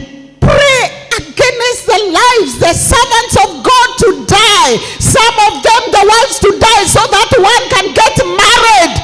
Why are these things happening? Ni kwa nini hatuombei mambo haya? Kuna wengine wanaomba maskofu wafe ili wapate kuolewa na wao. Mbona we muombezi muumini hautasimama katika pengo? It's our time to arise. Ni wakati wa kuamka. You are famous in the book of Jeremiah 9:17. Katika kitabu cha Yeremia 9:19. The Lord is calling us to arise, women, men who are here. Let us arise. Bwana anatuita sisi akina mama na wanaume mlio hapa, tuamke, tusimame. Because of what is happening. Kwa ajili ya yale mambo yanayotendeka. There is no life. Hakuna uhai wala uzima tena. No more joy. Hakuna raha tena. I remember one priest. Nakumbuka kasisi mmoja, a Catholic priest, wa Kikatoliki. He was speaking, I think, in the social media or somewhere. Alikuwa anaongea kwenye mitandao au kanisani mahali fulani. And he said there's a time he was posted at Banana. Na anasema kuna wakati alitumwa kazi pale Banana. At those days, na siku zile, at the stage of Banana, you who knows Banana, katika kituo ile stage ya kungojea magari, wale wanaoelewa Banana, they used to have so many young men. Wakati ule kulikuwa na vijana wa kiume wengi sana. Today, siku ya leo, they are nowhere. Pale kwenye stage kana hali ya kabe, hakuna hata kijana mmoja. The marriage life has ceased. Maisha ya kijijini yamekwisha. And if you see some, they even don't understand themselves. They are all drunk, and the kind of the alcohol they are being given is to destroy their brains, their body, and they die. Na wale waliopo hata hawajielewi wao ni akina nani. Pombe, bangi wamekunywa na zile vitu wanapewa ili wafe. The Lord is saying, Bwana Yesu anasema hivi in the book of Isaiah 32 and verse 9. Katika Isaia 32 mstari wake you women, 9. Ninyi akina mama, arise you women, ninyi akina mama who are at ease, ninyi ambao mmestareheka. The Lord is saying, hear my voice. Bwana anasema isikie sauti yangu. You complacent women, daughters, ninyi ambao mabinti mumelegalega, give ear, nisipatieni masikio yenu, to speech in a year and some days. For in a year and some days, maana katika mwaka mmoja na siku chache, you will be in trouble. Mtakuwa katika taabu. You complacent women, ninyi akina mama mliolegea, for the vintage will fall, maana ule mti utaanguka, and the gathering will not come, na ule mkusanyiko hautakuwepo. Trouble you women, ninyi akina mama mtetemeke, who are at ease, ninyi ambao mmekaa tu mmetulia. Be troubled you complacent women, ninyi msononeke mliolegea. Strip yourselves, basi mjivue mavazi yenu, make yourselves bare, muweze kujifanya uchi, and put on sackcloths, na muvae mavazi ya ngunia. Why? Kwa nini Mungu anasema hivyo? Because the marriage life is no more. Maana yale maisha ya kijijini hayapo tena. Today, death is becoming too common. We don't even feel scared anymore to hear so and so has said, so and so has died. Siku ya leo kifo kimekuwa ni kawaida. Hata ukisikia jirani amekufa, wewe haushituki. Most of the time, I don't know about you, but most of the time, almost every week you are giving money for burial in different places. Mimi sijui habari zako, lakini kile najua ni kwamba katika juma moja unapeana mchango hapa na pale ya maziko. Do you think this is God's will? Je, unadhania hii ni mapenzi yake Mungu? Do you think this is what should be? Je, unahisi mambo yanastahili kuwa katika jinsi hii? Today, we who are believers cannot even stand and talk against homosexuality. Na sisi kama waumini leo hatuwezi kusimama na kunena habari ya usenge au shoga.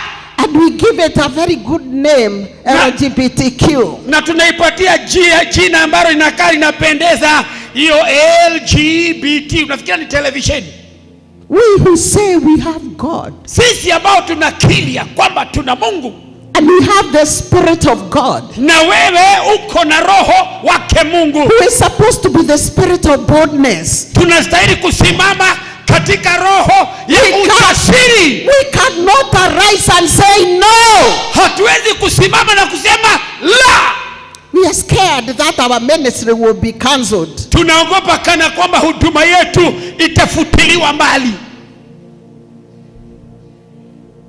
I have watched at times in shame when I see Muslims demonstrating against the same thing, and we are nowhere, and we boast to say we are 80%. Where is the 80%? And why are we so quiet and we cannot say anything? Wakati mwingine naona aibu napoona Waislamu wanaandamana kinyume na mambo ya ushoga, na sisi tunadai kwamba Kenya ni 80% wa Kristo. Basi huu Kristo uko wapi? When God look at us, Mungu anapotutazama sisi, what does he see? Mungu anaona kitu gani? What does he feel? Mungu anahisi kitu gani? And every day we are praying and telling him to bless us. Na kila wakati tunaomba Mungu atubariki. To do what with the blessings he is blessing you with? Basi utakapobarikiwa hizo baraka ulizo nazo utafanya kazi gani nazo? This is the time. Basi si ndio wakati for women who wails, for intercessors, for every believer, for every man to arise and call upon the name of the Lord and repent. And don't only repent what you have done, but repent of every sin which has been done. Basi si ndio wakati wa kila muombezi, kila muumini aweze kusimama, utubu dhambi, sio ile umefanya, ile imefanywa na watu wengine. A true intercessor, muombezi halali wa kweli. Even if you don't commit immorality, hata usipofanya dhambi, when you are repenting, unapotubu, you go before God and tell him, God, we have done it, I have done it. Unaenda mbele za Mungu unamwambia, mimi nimetenda na sisi zote tumetenda. We have to repent. Lazima tutubu au kugairi. Look at Nehemiah when he was repenting. Tazama Nehemiah alipokuwa kitubu. He repented. Yeye aliweza kutubu of every sin which was committed. Ile dhambi ya kuchosha iliyotendeka by everybody, by their forefathers, by the children of Israel. Na kila moja na Waisraeli na hata babu na babu zao. Instead of repenting, we blame one another. Badala ya sisi waombezi kutubu, tunalaumiana mtu na mwingine. We hate each other. Tunachukiana sisi wenyewe kwa wenyewe. We pull down each other. Tunaporomoshana, tunaangushana wenyewe kwa wenyewe. Some of us are intercessors but full of jealousy. Wengine wetu ni waombezi ambao wamejaa wivu na kijicho. Yes, and envy. Wivu na kijicho. Hatred. Na chuki. How do you pray to a God full of love when there is somebody you cannot speak to? Wewe utamuombaje Mungu ambaye amejaa upendo na ilihirari jirani yako unamchukia? We have to be full of love. Lazima sisi kama waombezi tujao na In a ministry like this one, katika maisha kama haya, we have to own it. We have to pray. We have to cry to God. We have to pray for the visionary. Basi lazima tuombe mwenye maono, lazima tuombe taifa, lazima tuombe watu wote. Visionary. I said we have to. I'm talking now about our gathering today. This ministry. Hallelujah. Lazima tuombe mwenye maono haya ambayo imetulete hapa. Today we have even gone as far as some people waiting for their fathers or their apostles or whoever to die so that they can take the anointing. Hata leo tumefika kwenye viwango unagoja askofu au mtume au baba yako au mama ya kiroho afe ili uchukue lile joho la upako. It is not biblical. Hilo jambo sio kimaandiko. How about if that man or woman of God will live for many years, like my friend? You see that can I have that small bag? This one down there, yeah, that one. Na ikitokea baba yako ya kiroho, mzazi wako kiroho akiishi miaka mingi, this small beautiful bag which I carry my Bible with. Huu mfuko mrembo ambao nabebeanga Biblia yangu. When the lady who made it for me, wakati yule mama aliyenishonea huu mfuko made it, alipoutengeneza, and I'm the one who told her I want it like this. I gave her the instruction, everything. Na ni mimi ambayo nilimuongoza nikampatia maagizo vile nataka mfuko huu ushonwe. And I paid for it. Na nikalipia huu mfuko. Because she was a business lady. Maana huyu mama alikuwa ni mfanya biashara. That time she was 117. Wakati ule huyu mama alikuwa na umri wa miaka 117. And she could not even use her specs. Na yeye katika ule umri hakuwa na miwani hii tunavaa ya inchi moja. She was an intercessor. She knew what is happening. Every evening she has to sit back and watch the news to know how to pray. Yeye alikuwa ni muombezi na kila jioni aliweka runinga on ili aweze kujua taifa inaendelea namna gani, ili aweze kujua ataomba vipi. Actually, when she was making it, I thought she was 113, but I came to learn during the time when she rested. That time when she was making this, she was 117. Nilikuwa nadhania aliponishonea huu mfuko alikuwa na umri wa miaka 113, lakini wakati wa mazishi yake nikagundua alikuwa na miaka 117. And you know, one day I asked her, na unajua siku moja nikamuuliza, how come you are living and you have lived for these years and you are still strong? Nikamuuliza, imekuwa kuaje umeishi miaka hii yote na badala ya kuwa dhaifu unaendelea kuwa mtu mwenye nguvu? Nobody used to do anything for her. Hakuna mtu aliyekuwa anamfanyia kazi. She was strong and health. Alikuwa mwenye nguvu na afya bora. She told me I believed the word. Akaniambia mimi niliamini neno. I went to the book of Genesis chapter 6. Nikaenda katika kitabu cha Mwanzo sura ya 6. Which says when the world had become so wicked. Ambayo inasema dunia ilipokuwa ovu sana, God came from heaven. Mungu akashuka kutoka juu mbinguni. And he said from now on, akasema kuanzia sasa na kuendelea, man shall live for 120 years. Binadamu ataishi miaka 120. She told me and I believed that. So I'm not going anywhere until after 120. When I'm 120, akaniambia, nilisoma lile andiko nikaliamini na nikasema sitaondoka mpaka nifikishe 120. And so at her 120, basi nilimuona katika umri wake wa 120. And then shortly she slept. Kisha baadaye hakufa, akalala. Because those who are in Christ Jesus, maana walio ndani ya Kristo, they do not die. Hawafi. So don't walk in the fear. Wacha kutembea katika kuogopa. When their time come to come out of this tent, wakati wao ukifika wa kutoka ndani ya mwili huu, they will sleep. Watalala. The Bible says in the book of 1 Thessalonians chapter 4 from verse 13. Maandiko yanasema Wathesalonike wa kwanza sura ya 4:13. That we should not be ignorant. Ya kwamba tusiwe wapumbavu wala wajinga. To start mourning and crying like those who have no hope. Kutembea tukilia kama wale hawana tumaini. Because those who are in Christ, maana wote walio ndani ya Kristo, and they believe that he died and rose again, kama vile tunaamini Kristo alikufa na akafufuka, when their time come, wakati wao utakapofika, when the trumpet was sound, wakati tarumbeta na Kristo itakapolia, when everybody will have died, wakati ambao watu wote watakuwa wamekufa. Yeah, it's not that everybody would die and then the trumpet will sound. No! Sio wakati kila mtu anakufa kisha baragumu itakapolia. The Bible says, maandiko inasema, one of these days, and let me tell you, that morning is very soon. Akasema Jesus is at hand. He is coming very, very soon. Asubuhi moja, na hiyo asubuhi imekaribia. Yesu yuaja haraka.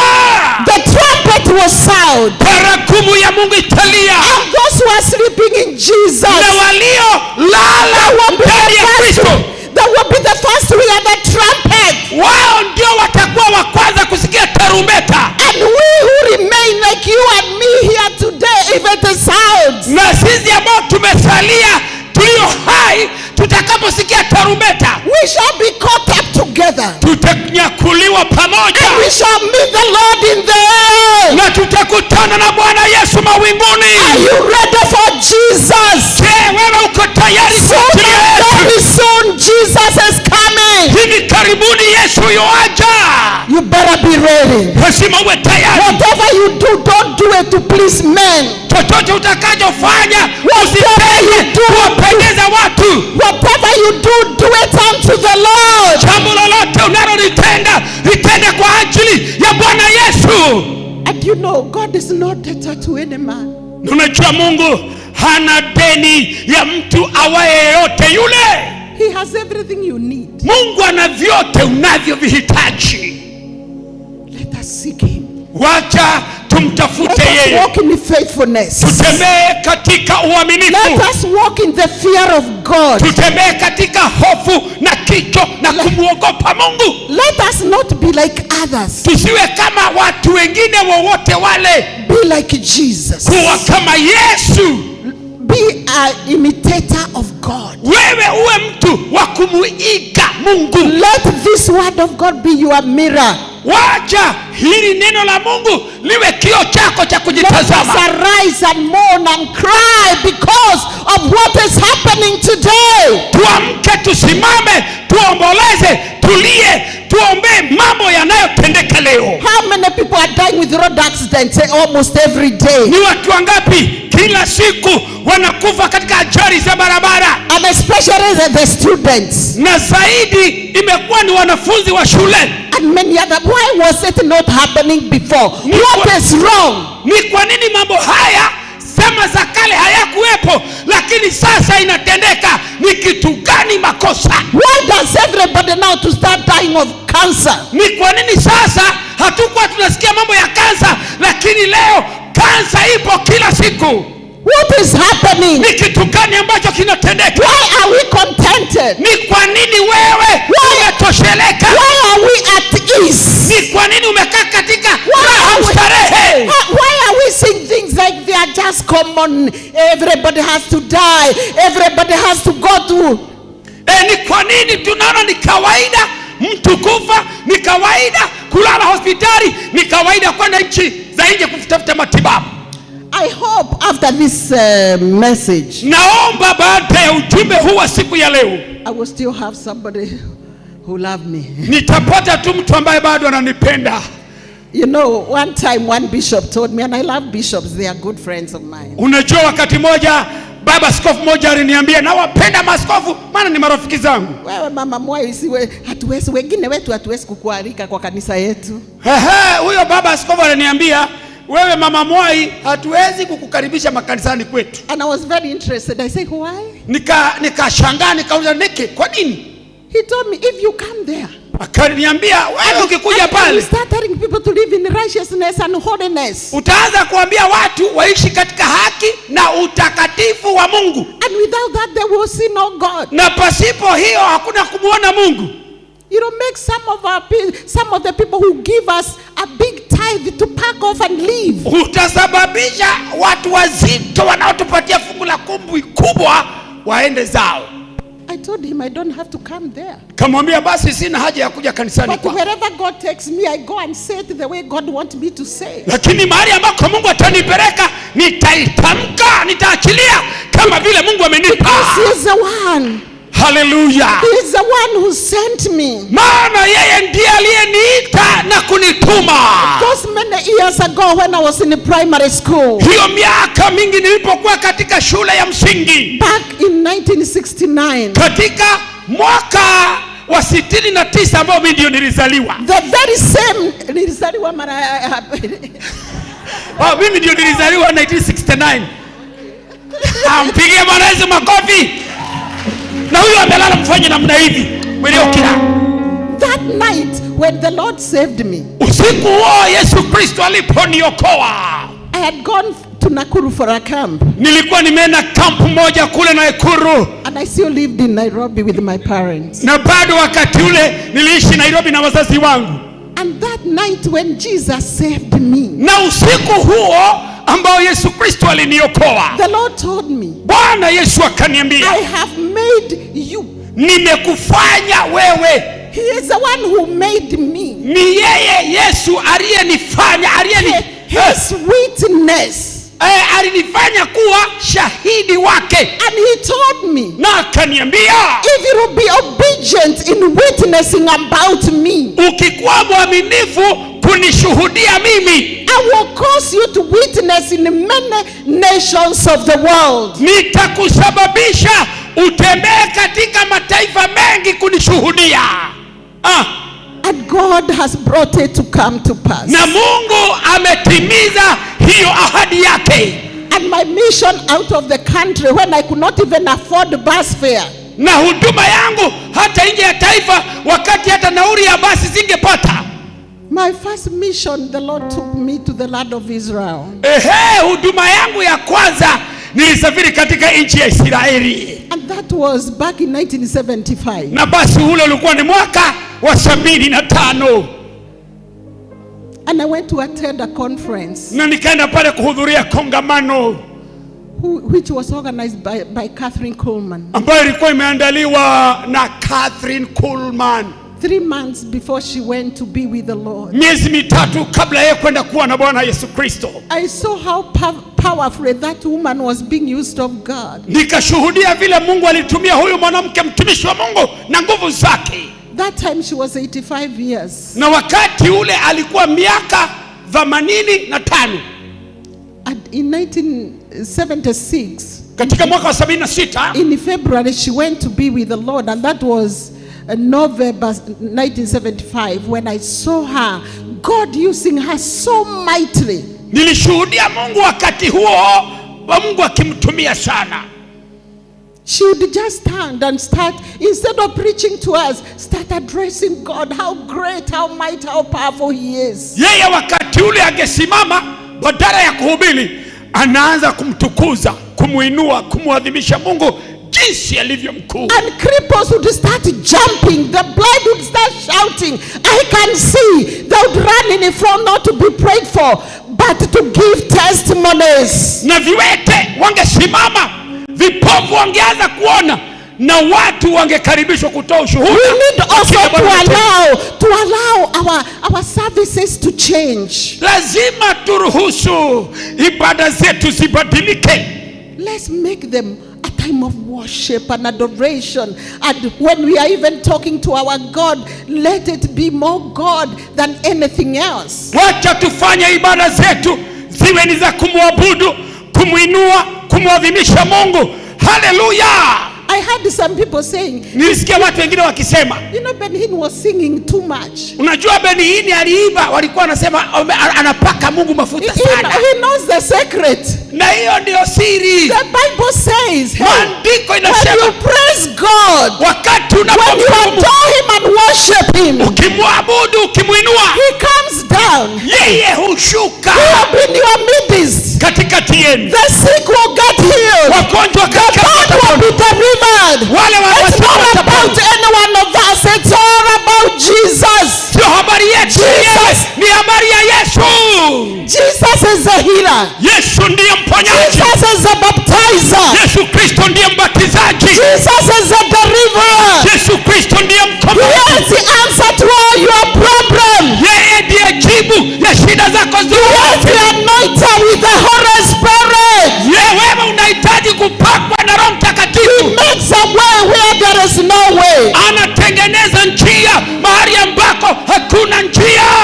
He is the Lord. Yeye ndiye Bwana. This God, I love him. Huyu Mungu nampenda. Let us be men and women who love God. Wacha tuwe wanawake na wanaume wanaompenda Mungu. Who is ready to surrender everything for his sake. Tuwe tayari kusalimisha vyote kwa ajili yake mwenyewe. You know, to some people, especially when you are simple and humble. Unajua watu wengine unapokuwa wewe ni rahisi, mtu mnyenyekevu, mpole.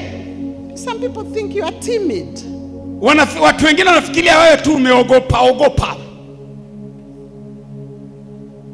Today we weigh who is more anointed than the other by the kind of the vehicles they drive. Na siku ya leo watu wanatambua mafuta.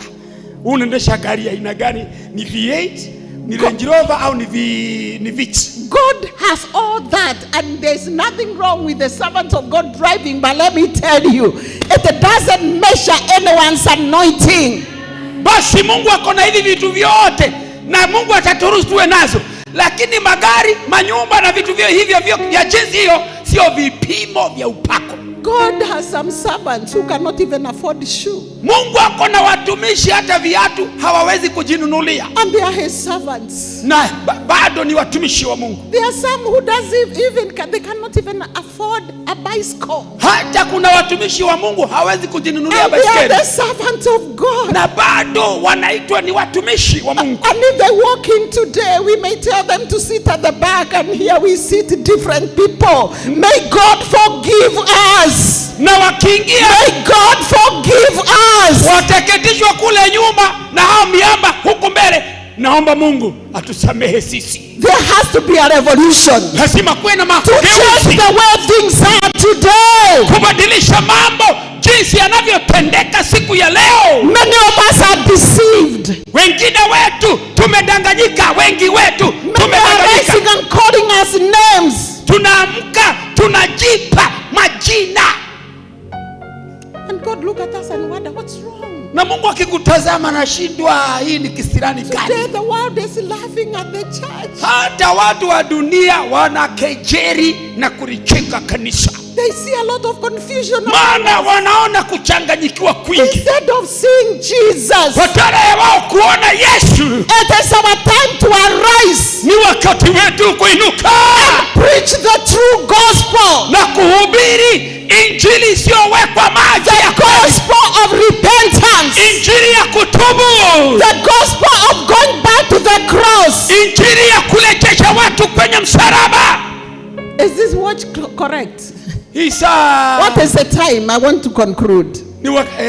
Hiyo saa haifanyi kazi. Ni saa ngapi? 1:01. Haya ni saa 7 na dakika 1. Ile nasema ni saa 4 kasoro. I want to conclude. I can go and go and go. Nataka nitamatisha, maana naweza kufurulika zaidi. But our God is a good God. Lakini Mungu wetu ni Mungu mwema. It's my prayer that God, ni maombi yangu ya kwamba Mungu will transform the lives of many of us today. Atabadilisha maisha ya waliofika kwenye kongamano hii leo. Go back to this word. Rudi tena kwa andiko, kwa Biblia. And you will see and know who you are and what you are supposed to be and what you are supposed to do. Na utajua kile unastahili kuwa na kazi ambayo unahitaji kutenda. The word of God is a mirror. Neno la Mungu ni kioo. And all of us, we are supposed to be intercessors. Na kila mmoja wetu unastahili kuwa muombezi. You know there are people even who pay money to be prayed for. Unajua kuna watu wanalipa pesa ili waombewe. There's nothing like that. Hakuna kitu kama hicho. Arise and pray. Wewe mwenyewe simama uanze kuomba. Let us intercede. Wacha tufanye maombezi. Even this conference can be there all the time because of your prayers. Na hii kongamano inaweza kuwa kila mwaka kwa ajili ya maombezi yako. This ministry will grow because you are starting with a vision and you are praying. You are not bringing it down. Huduma hii itaenda kusimama maana wewe unainua badala ya kuivuta chini. And pray for the visionaries. Na tuombee wale waanzilishi wa huduma hii. Pray for the servants of God. Na tuwaombee watumishi wa Mungu. God can use you. Mungu anaweza kukutumia wewe to bring a change. Kuleta mabadiliko. Where you are coming from. Mahali ambako wewe umetoka. That is why God has brought you here. Ndio maana Mungu amekuleta kwenye kongamano hili. To prepare you for what is ahead of us. Kukuandaa kwa ajili ya kile ambacho kiko mbele. My last scripture for now. Neno langu la mwisho, andiko la mwisho. Acts chapter 4. Matendo ya Mitume sura ya 4. Verse 18 to 20. Mstari wa 18 hadi 20. It was a time like now. Ilikuwa ni wakati kama huu. When people didn't want, and especially the priests, the religious leaders. Na watu wengi hawakutaka, na sana sana makuhani, wale viongozi wa kidini. They didn't want to hear. Hawakutaka kusikia the name of Jesus Christ mentioned. Jina la Yesu Kristo likitajwa. They had arrested Peter and John. Walikuwa wamemtia baroni Petro na Yohana. And they called them. Na wakawaita wao. And they gave them condition. Wakawapa masharti. We are going to release you. Tutawaachilia ninyi. If you do not preach in that name anymore. Kama hamtahubiri tena katika hilo jina. But Peter. Lakini Petro. They looked at these leaders. Wakatazama hawa viongozi. High priests. Makuhani wa kidini. And other leaders. Na viongozi wengine. And they told them. Na hivi ndivyo walivyosema. Are we going to obey you or to obey the one who has called us? Je, tutawatii ninyi au tutatii huyo aliyetuita? Are you going to obey that one? Je, utaenda kutii huyo? Who tell you do this and the other and don't do this, don't do this, don't do that, don't mention his name. Have, you know, we even have a preaching style in our times. Usifanye hivi, usifanye hivi. Hata siku hizi tuna mitindo, tuna mbinu, tuna ujaja wa kuhubiri. But Peter, they said. Lakini Petro wakasema hivi. Looking at them without any fear, knowing that they can be killed or they will be killed. Wakasema hilo neno kwa ujasiri, wakijua wataweza kuuliwa wakati wowote. Who are we going to obey? Is it you or the one who called us? Mchague siku ya leo ni nani tutakayemtii? Ninyi ama huyo aliyetuita? And the verse 20 says. Na mstari wa 20 unasema, we cannot stop it. We cannot. Hatuwezi kukomesha, hatuwezi kujizuia. But speak the things we have heard and seen. Ila kunena yale mambo tumeona na yale mambo tumesikia. We cannot be silent. Hatutaweza kunyamazishwa. My brother, my sister. Dada na ndugu yangu. This is not the time to be silent. Huu sio wakati wa kunyamaa. This is not the time to please man. Sio huu wakati wa kupendeza watu. This is the time to exalt the name of Jesus Christ. Huu ndio wakati wa kulinua sana jina la Yesu Kristo. It doesn't matter where you are. Haijalishi wewe uko wapi.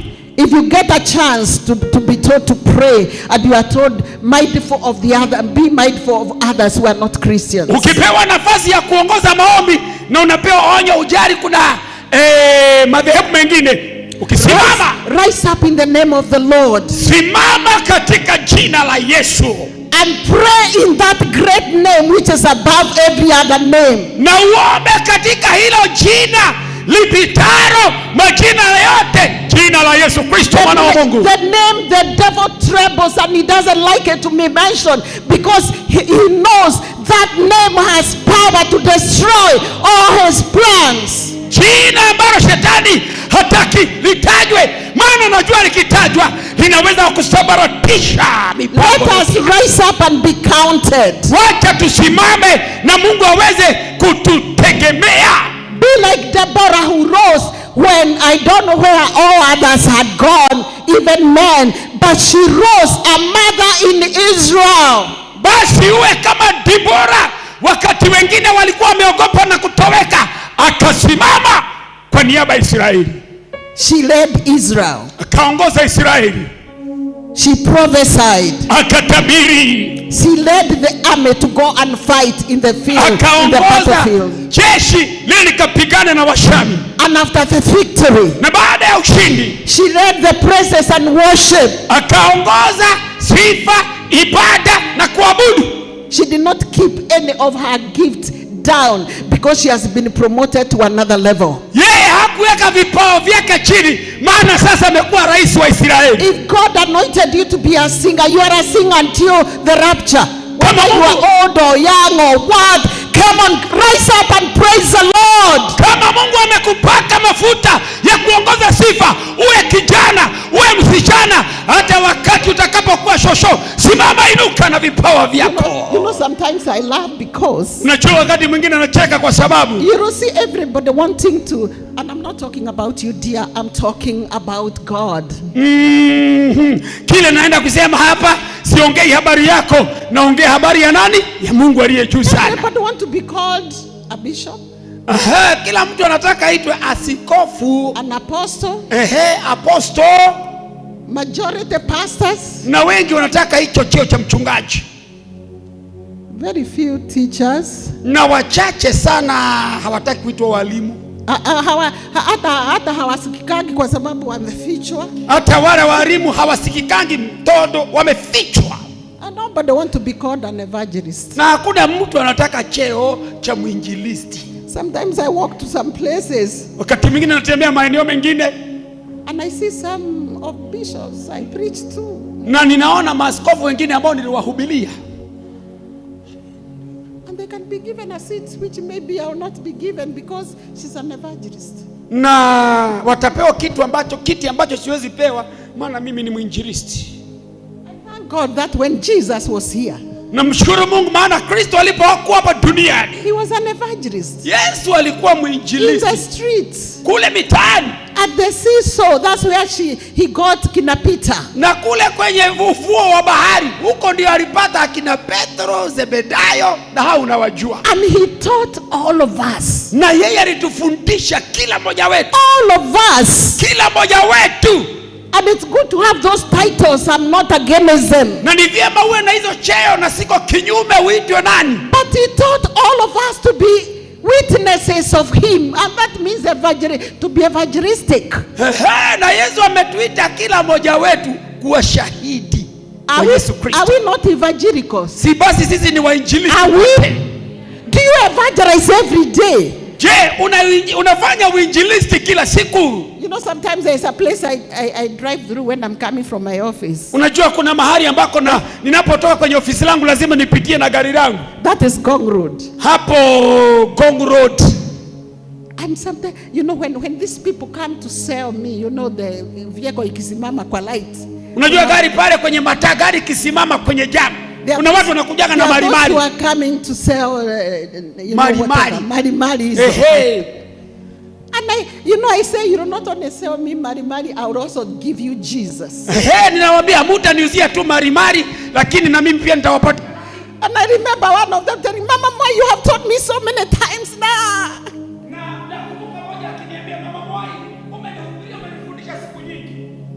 Some of us cannot speak to the people in the street. We are so special. Wengine wetu sisi ni watu maalum sana, wangwana, huwezi kuhubiri Yesu mitaani. We wait for people to come and join our church. We don't go out to get them. There are so many. Wewe unangoja washirika wakuje kanisani na wako kule nje. We want to be told about the love of God. Ambao wanahitaji kuambiwa habari ya upendo. They are seeking for love, and love is God. Wanatafuta upendo na upendo ni Mungu. Let us arise. Wacha tusimame. Let us wail for our nation, for our children, for our sons. Wacha tuombee, tulilie taifa letu, watoto wetu na sisi wenyewe. Let us be like the midwives in the book of Exodus chapter 1. Tuwe wazalishi katika kwenye Biblia. Let's save lives. Wacha tuokoe mioyo. We cannot dare to sit. Hatuwezi kukaa tena starehe. We cannot be comfortable. Hatuwezi kustareheka tena. When the world is dying at our watch. Wakati dunia inaangamia na wewe unaitazama. When people go to hospitals. Wakati watu wanaenda mahospitalini. Seeking for help and they don't get. Wakitafuta msaada na hawapati. And not just now when there is demonstration, even before. Na sio tu sasa, hata kule mwanzo. It is our time to arise and cry until our God will hear us and answer our prayers. Ni wakati wetu kuzinduka, kuamka, kusimama, tumuite Mungu mpaka asikie kilio na ajibu maombi yetu. Shall we stand on our feet? Naomba tusimame sote kwa miguu yetu. In the name of Jesus Christ. Katika jina la Yesu, simama na miguu yako tu. Hallelujah. I want us to lift our hands. Kila moja naomba inua mikono, inua. Wale walioketi simama na miguu jameni. Inua mikono yako yote miwili. Just lift up your hands. Naomba tu inua mikono yako juu. Jesus Christ. Yesu Kristo is here. Yuko hapa. He is here. Yesu yuko hapa. Tell him something. He is waiting to hear what you are going to tell him. Mwambie kitu, anangoja kile utakachomwambia. If you need a transformation, he is going to do it. Kama unahitaji mabadiliko, atakubadilisha. If you need to leave some of the things you have been doing and also do some of the things you have not been doing, this is the time to tell the Lord. Kama kuna vitu umetaka kuacha na uanze vitu vingine, huu ndio wakati wa kujiachilia. Let us lay our weaknesses before the Lord. Wacha tuweke udhaifu wetu kwake Bwana. He knows everything about us. Anajua mambo yote kuhusu maisha yetu. Some of us are complacent. Wengine wetu tuko katika hali mbaya. We are at ease. Tumekaa katika starehe. We are contented. Tumetosheleka. We don't care about others. We don't care about the souls which are dying. Hatujali watu wengine. Hatujali wenye dhambi. We don't like to live for others. We live for ourselves. Hatutaki kuishi kwa ajili ya wengine. Tunataka tuishi kwa ubinafsi. Some of us are brought down, servants of God. Others we are pulled down, the visions of those who are visionaries. Wengine wetu tumeanguka, tumeenda chini. Tulikuwa maaskofu wenye maono. Are we going to pay the price? Je, uko tayari kulipa gharama? There is a price to pay. Kuna gharama ya kulipa. And that is to take your cross. Na hiyo ni kubeba msalaba wako. Take your cross. Beba msalaba wako. And follow Jesus. Jitwike msalaba wako. So that you shall not miss. Umfuate Yesu Kristo ili usikose.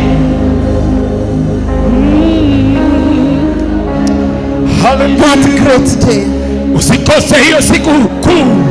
So that your name will be found in the book of life. Ili jina lako likapatikane kwenye kitabu cha uzima wa milele. It can be very sad. Oh, hallelujah. To do what you have done, and when that day comes, the Lord will tell you, get out of my way, I do not know you. May the Lord forgive us and help us. Bwana atusaidie. Usihubirie wengine na hiyo siku ikifika Bwana akwambia ondoka, sikukujua. Some of you here, the Lord wants to lift your faith to another level, to trust and believe in Him and Him alone, not to men but to God, so that He can take you where He called you to go, so that He can lift you from one glory to another. Wengine wetu Mungu anataka akuinue kutoka kile kiwango ulicho. Usiwategemee wanadamu tena, ili ukafanye kazi yake aliyokuitia wewe. If you believe, kama utaenda kuamini tu, you will have what you are asking from God. Kama utaenda kuamini tu, utapokea kile ambacho umemuomba Mungu. And if you are sick in your body, na kama ni mgonjwa hauwezi katika mwili wako, Jesus Christ has power. Yesu Kristo akona uwezo wa kukuponya. I want you to put your hand where you are sick. Nataka uwekelee mkono wako mahali ambako unaumwa. And look up to Jesus the healer. Na mtazame Yesu Kristo akuponyaye. And tell him,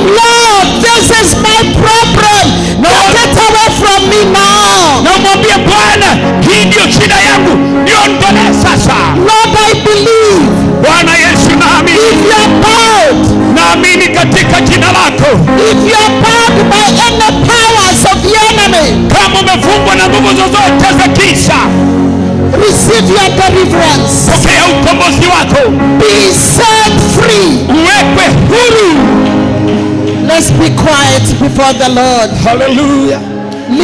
Lifting our eyes unto God and lifting our hands. Nataka tunyamaze sasa, kila moja tutulie sasa, kisha inua mikono yako kwa Bwana kila moja. And if you are sick in your body, put your hand where you are sick. Na kama wewe ni mgonjwa kwenye mwili wako, wekelea mkono wako mahali ambako una. Jesus the healer is right there where you are. Yesu mponyaji yuko hapo ulipo. Let him heal you. Let him take away that pain. Wacha. Believe he is God and he is doing it now. Wacha akuponye, akuondolee huo uchungu na uamini anatenda sasa. Our dear loving Father, Baba wetu mpendwa, the Almighty God, Mungu mwenye uwezo wote, the Father of our Lord Jesus Christ, Baba wa Bwana wetu Yesu Kristo, you who all power belongs unto. Nguvu zote ni zako Baba. And you have told us whatever we shall ask you. Na umetuahidi chochote tutakachokuomba wewe. In the name of your Son Jesus Christ, katika jina la mwanao Yesu Kristo, the one we believe in, ambaye tunamwamini. Now we ask, sasa tunaomba to be forgiven, kusamehewa, to be delivered, kukombolewa, to be healed, tunaomba kupona, to be set free, tunaomba kuwekwa huru, to be forgiven, tuweze kusamehewa. Lord, I pray, Bwana tunaomba, touch those who need a touch. wale wanaohitaji uguzo wako. I command every infirmity, naamuru kila udhaifu, every sickness, kila magonjwa, every pain, kila uchungu, every demonic spirit, kila roho chafu, I command you go. na kuamuru ondoka. Spirit of oppression, roho wa kufinyilia, powers of darkness, nguvu za giza, I command you now. na kuamuru In sasa, the name of Jesus, katika jina kuu la Yesu, go.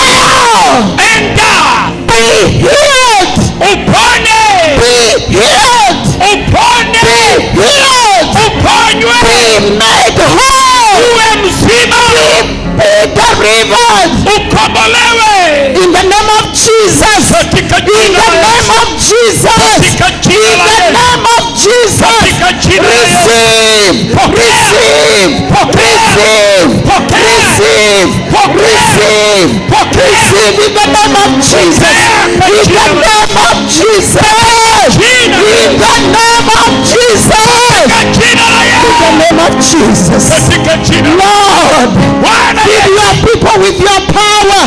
Fill your people with your Holy Spirit. na Roho Mtakatifu, Fill your people with the spirit of joy, jaze na roho ya spirit of victory. roho ya ushindi, In the name of Jesus. katika jina la I Yesu. want us to thank God because He has done it. Nataka tumshukuru Mungu maana ametenda. I just want you to lift up your hands and tell the Lord, thank you. Thank you that you have done it. Inua You mikono have yako, delivered me. mwambie You asante, have healed me. mwambie kwa You have transformed me. You umeniponya, have done a new thing. umenitendea kitu kipya. Blessed is the name of the Jina Lord. la Bwana lisifiwe. Blessed is the name of Jina la Jesus. Bwana libarikiwe. Blessed is the King of Kings, Jina la Yesu libarikiwe. the Lord of glory. Haleluya. God bless you. Mungu akubariki. Sema amen. How many believe Wangapi wanaamini that God has done it for you? ya kwamba Mungu amekutendea? Just check yourself and you will see. God has Jiangalie, healed you. utaona ya kwamba Mungu God amekuponya. has delivered you. God has transformed you. Mungu God amekubadilisha. has forgiven you. Mungu And amekusamehe. God has filled you Na Mungu with Himself. amekuponya, amekujaza. May the Lord bless you. Bwana majeshi akubariki. Sema amen. Pigie Bwana shangwe. Karabashila na kosa. Hallelujah. I confess your prayers. I confess your prayers because from here I'm going. Naomba muniombee sana. Baada ya ibada hii naenda. I'm going to the airport. I'm going for a mission in Eldoret. Naenda uwanja wa ndege maana naenda kuhudumu kule LD. sio kuhudumu sana. There is a gathering of the people, of the servants of God, and they'll be coming from different places. Kuna kongamano ya watumishi wa Mungu wametoka nyanja tofauti tofauti. And I'll be one of them who will be there. Na nitakuwa baadhi ya wale ambao tenda kuhudumu. So I have to leave today because the function is tomorrow. God Inibidi niondoke leo maana huduma ni kesho. Bwana akubariki sana. I hope before you leave we shall meet. I'll visit your office. Amen. Why don't we appreciate the woman of God? Tumpigie mtumishi wa Mungu in the name of Jesus. Hallelujah. Yeah. Hallelujah. Amen. Let us appreciate the Lord of Lords and the King of Kings. Hallelujah. Hallelujah. Hallelujah. Hallelujah. What a day. Hallelujah. Hey, siku nzuri. The Lord is preparing his bride. Bwana anaandaa bibi harusi. And that's why now we are not going to say anything else apart from what the Holy Spirit has said. Each one of us, we have heard the word of God. Basi hatutaongezea neno la ziada, maana kila mmoja wetu umehudumiwa na Roho Mtakatifu. What I would say is, kila nitasema ni hili, let he who has an ear, wacha aliye na sikio, to hear what the Holy Spirit is telling the church. Asikie kile Roho wa Bwana analiambia kanisa. Ask your neighbor, do you have an ear? Uliza jirani, wewe na masikio. Did you hear the word of God? Je, umesikia neno la Mungu? Do you know that he is coming? Je, umejua ya kwamba Yesu yuaja? Before the woman of God goes out because she's believing, kabla mtumishi wa Mungu hajaondoka, maana anaondoka, I would like to ask if there is somebody here, ningetaka niulize, kuna mtu katikati yetu and you have not given your life to Christ. Wewe uko kwenye mkutano huu na haujaokoka. It's time for you. Hii ni nafasi yako to show with a sign of raising your hand up. Kama ungetaka kuokoka, inua mkono wako mahali ulipo. As a sign of surrendering to the King of Kings to save you. Ikiwa ishara ya kujisalimisha kwa mfalme wa wafalme ya kuokoa. Do we have somebody who want to give her life or his life to Christ? Je, kuna mtu hapa hujaokoka na ungetaka kumpa Yesu maisha yako? Inua mkono juu nione. Kuna mmoja ama wawili ama wangapi? Kuna mmoja, wawili, hata maelfu. Okay. It looks like we don't have one. Naonekana kana kama hakuna yeyote. Help me to ask your neighbor. Nisaidie muulize jirani yako. Wewe umeokoka? Tamuulie, wewe umeokoka? Wewe mohonoko. If somebody says no, mtu akisema la, help him or her to come in the altar. Mulete hapa mbele kwa madhabahu. It's time for people to get saved. Ni wakati wa watu kuokoka. In the name of Jesus Christ. Katika jina la Yesu Kristo. I know we are behind our schedule a little bit. Please bear with us. Sit down a little bit. Naomba ukae kwenye kiti chako. Najua muda wetu tumeanza vizuri. But thank God that conference we are doing only once a year.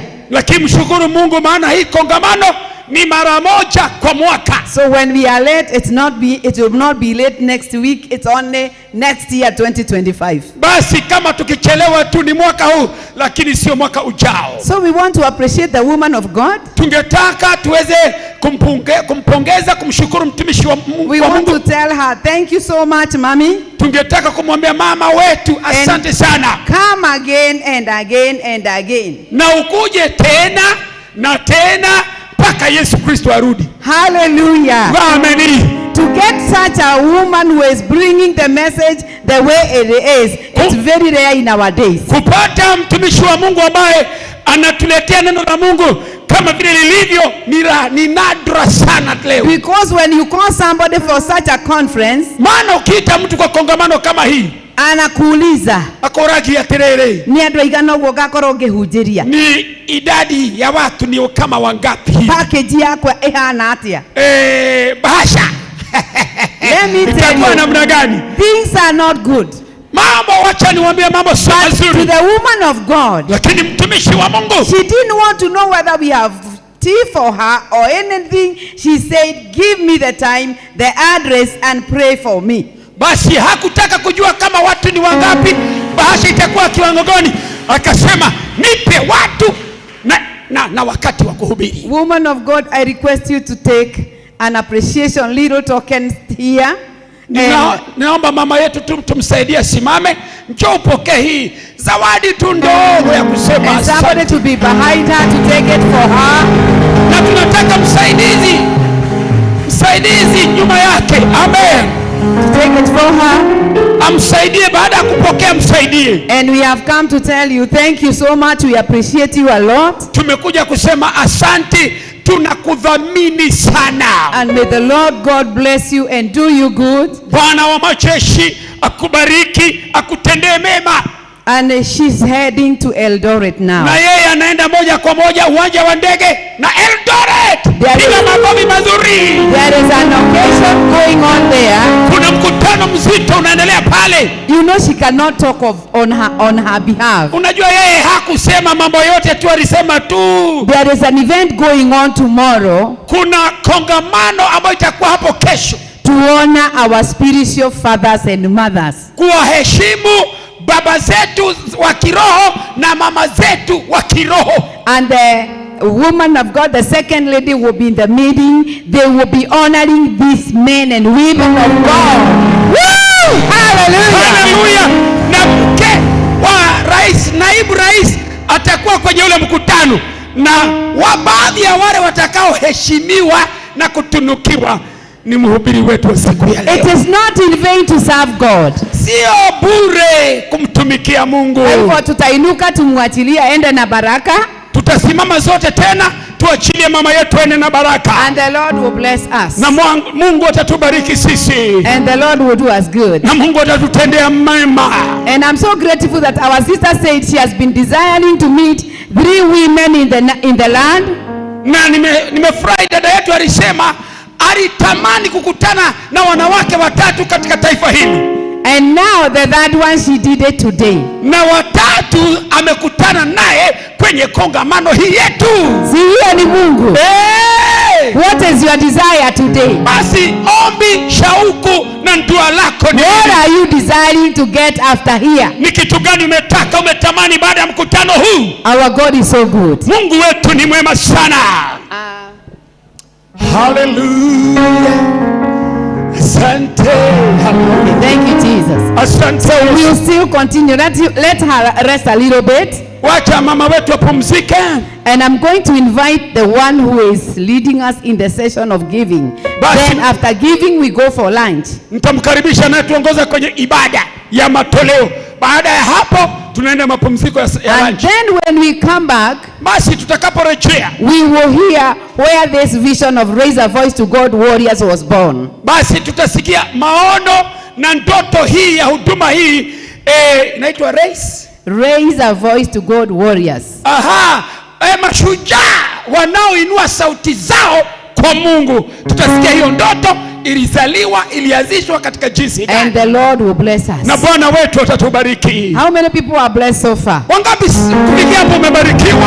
How many people are ready to release something for the Lord? Wangapi wako tayari kuachilia kitu kwa ajili ya Mungu? You know, to plan such a conference, it takes the grace of God and it takes finances. Unajua kupanga kongamano ya jinsi hii inachukua kitu cha kwanza neema ya Mungu na rasilimali zetu. I'm inviting the one who is leading us in that service and God will bless you. Namkaribisha mwenye anatuongoza kwenye ibada hiyo na Mungu wetu atawabariki sana. Amen. Our chairlady, the chairlady of this conference. Mwenyekiti wa kongamano hii is none other. Sio mwingine. Pastor Nancy TV. Nancy TV. Laikipia County. Kutoka mkoa wa Laikipia. Makofi mazuri kwa Pastor Elizabeth. Makofi mazuri kwa Mungu. Haleluya. Jina la Bwana wetu lisifiwe. Tuketi katika uwepo wa Bwana. Bwana Yesu asifiwe sana. Kama vile apostle amesema, naitwa mchungaji Nancy TB from Laikipia County. Ninakaa pale Nyahururu na ninafurahi kuwa mahali hapa, na zaidi ya hapo nimeokoka. Yesu ni Bwana. Praise the name of the living God. Mimi ni member wa Raise a Voice to God na ninashukuru Bwana kwa sababu ya hiyo. Praise the Lord. Tena nashukuru Bwana sana kwa sababu ya mtumishi wa Bwana ambaye ametuletea neno hapa. Mimi nimefurahi sana na ninashukuru Bwana kwa sababu yake. Hilo neno limenijenga sana. ya kwamba tunahitaji kwenda hata kwa streets kuhubiri injili pale. Mimi huwa nahubiri kwa street by the way. Hallelujah. Hata kama mimi ni wa CFF, kuna watumishi wa Bwana hapa kama Pastor Jogona na Mrs. wanajua ya kwamba pale Nyahururu stage kila siku huwa tunaachilia neno pale, na ninashukuru Bwana kwa nafasi hiyo. Bwana Yesu asifiwe. Na tumefanya hivyo miaka mingi, tumeona watu wakibadilika, watu wakiokolewa, tumeona stage ikitulia, matusi ikiondoka, na ninashukuru Bwana. Na kama kuna kazi napenda ni ya kuhubiri injili huko, to evangelize. Hallelujah. Bwana Yesu asifiwe. I thank God for that. Na nilikuwa na wakati mtumishi alikuwa akiongea, nilikuwa naambia Bwana, zidi kunipa neema na unisaidie kuamka kutoka katika usingizi. Unajua kuna wakati unafanya mambo mpaka sasa unaona unachoka, unasikia hata nilikuwa naambia Bwana, nataka renewal, nataka revival, niendelee kufanya ile kazi ambayo uliniitia. Praise the name of the living God. Najua dakika zangu ni chache sana za kuwa hapa. Bwana Yesu asifiwe. Nimealikwa ili nikaweze kuongoza katika kutoa sadaka zetu, na ninataka kusoma mstari mmoja miwili tu ya Biblia kutoka katika kitabu cha Luka Mtakatifu. Luka Mtakatifu mlango wake wa 6. Pale ndipo tutakapopata neno letu. Luke chapter number 6 verse 38. Bwana Yesu asifiwe. Luke chapter number 6 verse 38. Na Biblia inasema hivi: Give, it will be given to you, a good measure, pressed down, shaken together, and running over, will be poured into your lap. For with the measure you use, it will be measured to you. Hallelujah. Hilo ndilo neno la Mungu, na ninashukuru Bwana kwa sababu ya maneno haya. Maneno haya hayakunenwa na manabii. Hallelujah. Hayakunenwa na mitume. Hayakunenwa na maaskofu. Maneno haya yalinenwa na Bwana wetu Yesu Kristo. Bwana Yesu asifiwe. Yeye mwenyewe ndiye alinena mambo haya. Na ninashukuru Bwana kwa sababu ya maneno haya, kwa sababu maneno haya ni ya kweli na yanatendeka. Praise the name of the living God.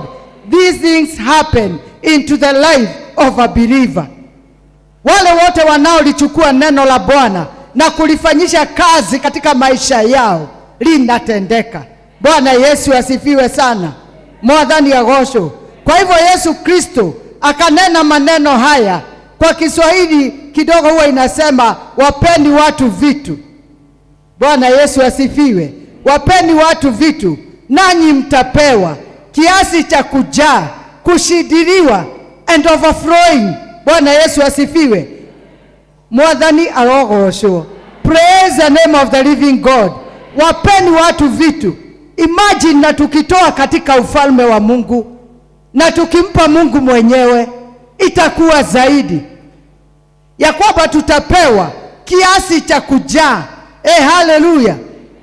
Whatever that we give, we will be given. Biblia inasema ya kwamba give and it will be given to you, a good measure, shaken together, pressed down, and running over, shall be poured into your lap.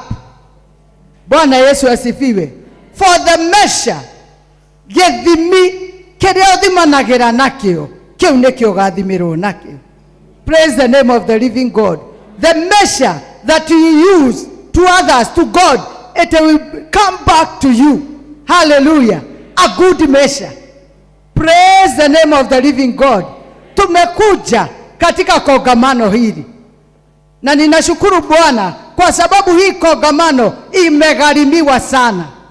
Usione tu kukuja, kuna watu wamejitoa. Bwana Yesu asifiwe. Na hata nasi najua asubuhi ya leo tuko tayari, ama adhuhuri ya leo tuko tayari kujitoa kwa sababu ya hii kazi ya Mungu. Hata hii kazi tunaambiwa evangelism haiwezi fanyika bila watu ambao wanasimama, wanatoa vitu vyao.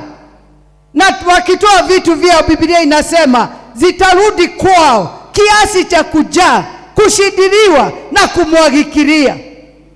Sijui tumejiandaaje wakati tulikuja hapa, lakini Mungu najua ya kwamba amekubariki na wewe unataka kujitoa, na ili wale wengine wafikiwe na hii injili. Praise the name of the living God. Kwa hivyo tutoe, nasi tutarudishiwa kiasi cha kujaa. Hallelujah. Unajua kutoa, giving inapatia mtu fulfillment. Wakati unatoa unasikia you are fulfilled. Hallelujah. Bwana Yesu asifiwe. Kwa hivyo ni wakati wetu wapendwa tukatoe, na tutarudishiwa kiasi cha kujaa. Imagine mtu ambaye amekuja na gunia hapa. Gunia. Si atapewa gunia kama imejaa, imeshidiriwa, imemwagiki, nishitekereire. Hallelujah. Na mwenye amekuja na kijiko pia. Najua Mungu ni mathematician. Huwezi kudanganya Mungu. Hata mwenye amekuja na kafakoli atapewa tu kiasi cha kujaa, kushidiriwa, kumwagikiria, kwa sababu neno la Bwana ni la kweli na linafanyika. Praise the name of the living God. Ni wakati wa kujitolea watu wa Bwana. Kwa hivyo turudi katika mikopa yetu, turudi katika mifuko yetu, tutoe sadaka nzuri mbele za Bwana. Hallelujah. Neno ambalo limenenwa hapa tulisidikisha na sadaka nzuri sana katika jina la Yesu. Praise the name of the living God. Nataka urudi katika mfuko wako mpendwa, rudi katika kibeti chako, tukaweze kujitolea mbele za Bwana katika jina la Yesu. Ninaona tuna wasaidizi wetu wana bahasha. Ikiwa unataka bahasha utajitolea mahali pale, na ningetaka kuona moja nione vile imeandikwa. Jameni, just give me one.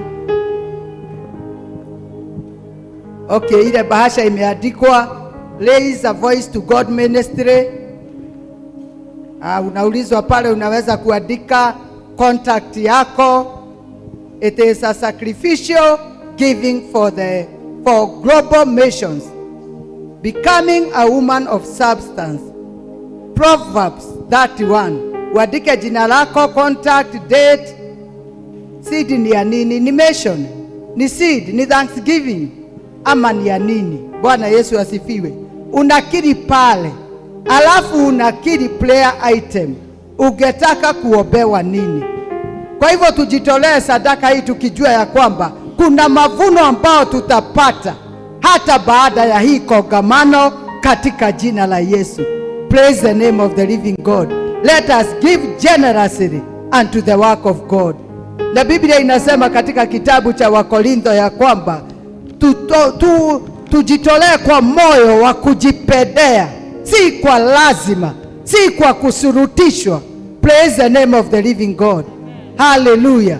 Kwa hivyo ikiwa umepata ile envelope, utaandika mambo hayo hapo, uweke sadaka yako hapo, na Bwana atakubariki na kukutenda mema katika jina la Yesu. Florence, please. Amen.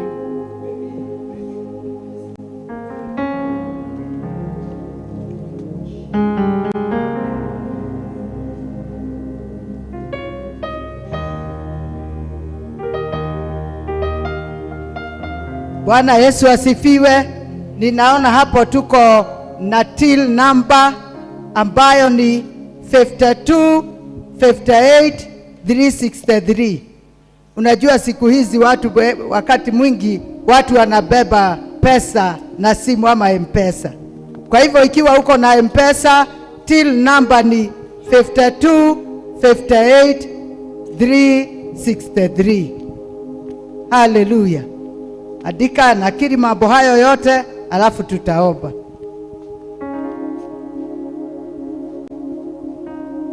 Bwana Yesu asifiwe. Najua kule kwetu Nyahururu kuna baridi, sasa tunasikia joto, sasa ni jasho, lakini nashukuru Bwana. Praise the Lord. Ikiwa umemaliza, tutasimama na miguu yetu tuombe, alafu tukishaomba tutaleta tu sadaka zetu hapa mbele. Tunaona ya kwamba kuna mikopa ya kuweka imeandikwa tithe and offering, utatubukiza pale na Bwana atakubariki na kukutenda mema katika jina la Yesu. Hebu tukaweze kuinuka na miguu yetu sasa.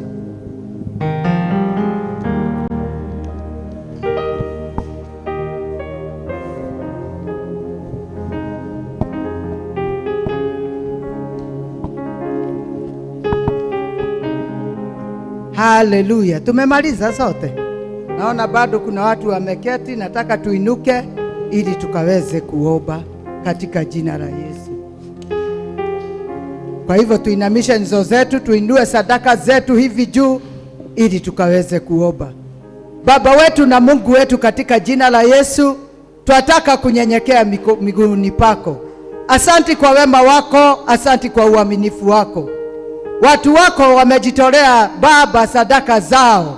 Asanti kwa sababu ya neno lako Jehova, ambalo Baba wa mbinguni umetunenea wakati huu mfalme. Watu wako wameliamini neno lako Baba, na waombea baraka katika maisha yao katika jina la Yesu.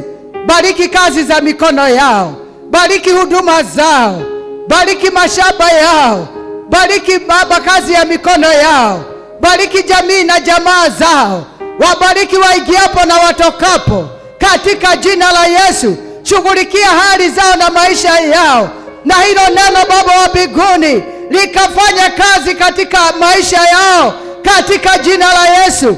The Bible says that you watches over your word to perform it. Perform your word now in the lives of your people in the mighty name of the Lord Jesus. Baba, twakungojea. Asante mfalme wa wafalme. Twazikabidhi Baba sadaka hizi mbele zako, tukizitakasa mbele zako, na ili zikafanya kazi yako inayofaa zaidi katika jina la Yesu Kristo wa Nazareti. Asante mfalme wa wafalme, twakupa heshima na twakupa utukufu kwa jina la Yesu Kristo twaomba na kushukuru. Amen. Kwa hivyo wateule, tutakuja tu hapa mbele, tutatoa sadaka zetu pale, na Bwana atatubariki na kututenda mema katika jina la Yesu. Tuinuke na miguu yetu, tuendelee kujitolea sadaka yetu katika jina la Yesu. Haleluya. Hata kama wako walio na nguvu duniani, hawawezi linganishwa na wewe Bwana. Hata kama wako walio na sifa duniani, hawawezi linganishwa na wewe Bwana. Hata kama wako walioheshimika duniani, hawawezi linganishwa na wewe Bwana. Wewe ni Bwana, wewe ni Bwana, wewe ni Bwana juu ya Baba. Hakuna Mungu mwingine kama wewe Bwana. Wewe ni Bwana,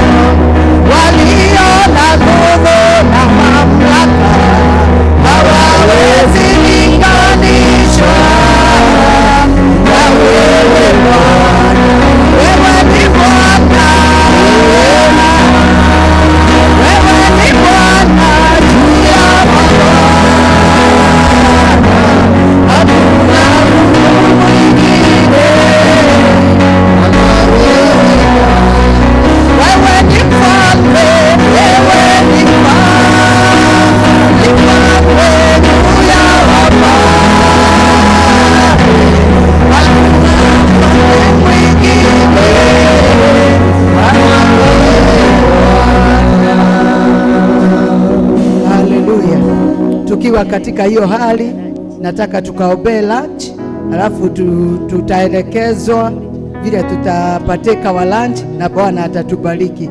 Kwa hivyo nataka tuinamishe nyuso zetu tuombe. Tunakushukuru Baba wetu wa mbinguni kwa sababu ya vile umekuwa pamoja nasi. Tuko na chakula mbele zetu, twazipokea kwa moyo wa shukrani. Mungu wetu, twawakumbuka wale ambao wamepungukiwa na hawana, ukawakumbuke Jehova mfalme uishie milele, ukaweze kuwapa na kuwajaza tele katika jina la Yesu. Wasio na amani wape amani Mungu wetu, na walio wagonjwa ukawaponye kwa jina la Yesu Kristo twaomba na kushukuru, amen, amen. Kwa hivyo naalika Minister Evelyn akatuelekeze, tumpigie makofi. Amen. Haleluya. Bwana Yesu asifiwe. Haleluya. Amen. Nimeokoka, nashukuru Bwana kwa sababu ya siku hii ambayo ametutengenezea. Praise the Lord. Na mnakaa vizuri sana, mnapendeza. Nashukuru Bwana kwa sababu yenu. Naamini ya kwamba tunasikia vizuri tukiwa katika hiyo hali. Na mambo bado. Ambia jirani yako mambo bado. Hiyo ilikuwa tu kionjo, si ndio?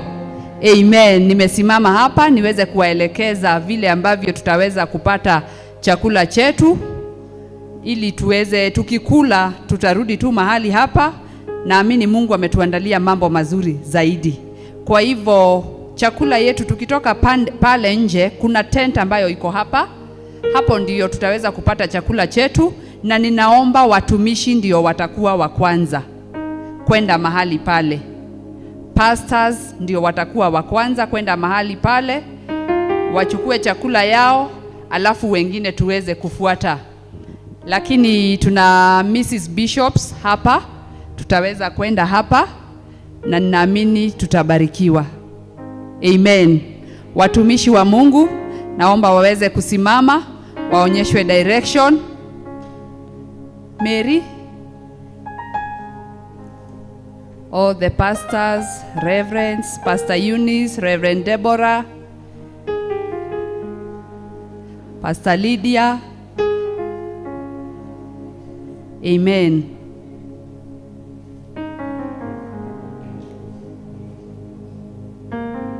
Alafu kunao wageni wale ambao wametoka nje ya kaunti za Nairobi na Kiambu.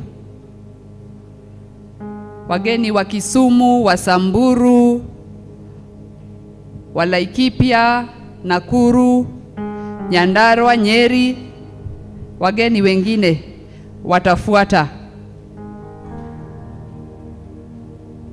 Nairobi na Kiambu kidogo kidogo naona kama sisi ni wenyeji, lakini Nairobi ni wageni pia.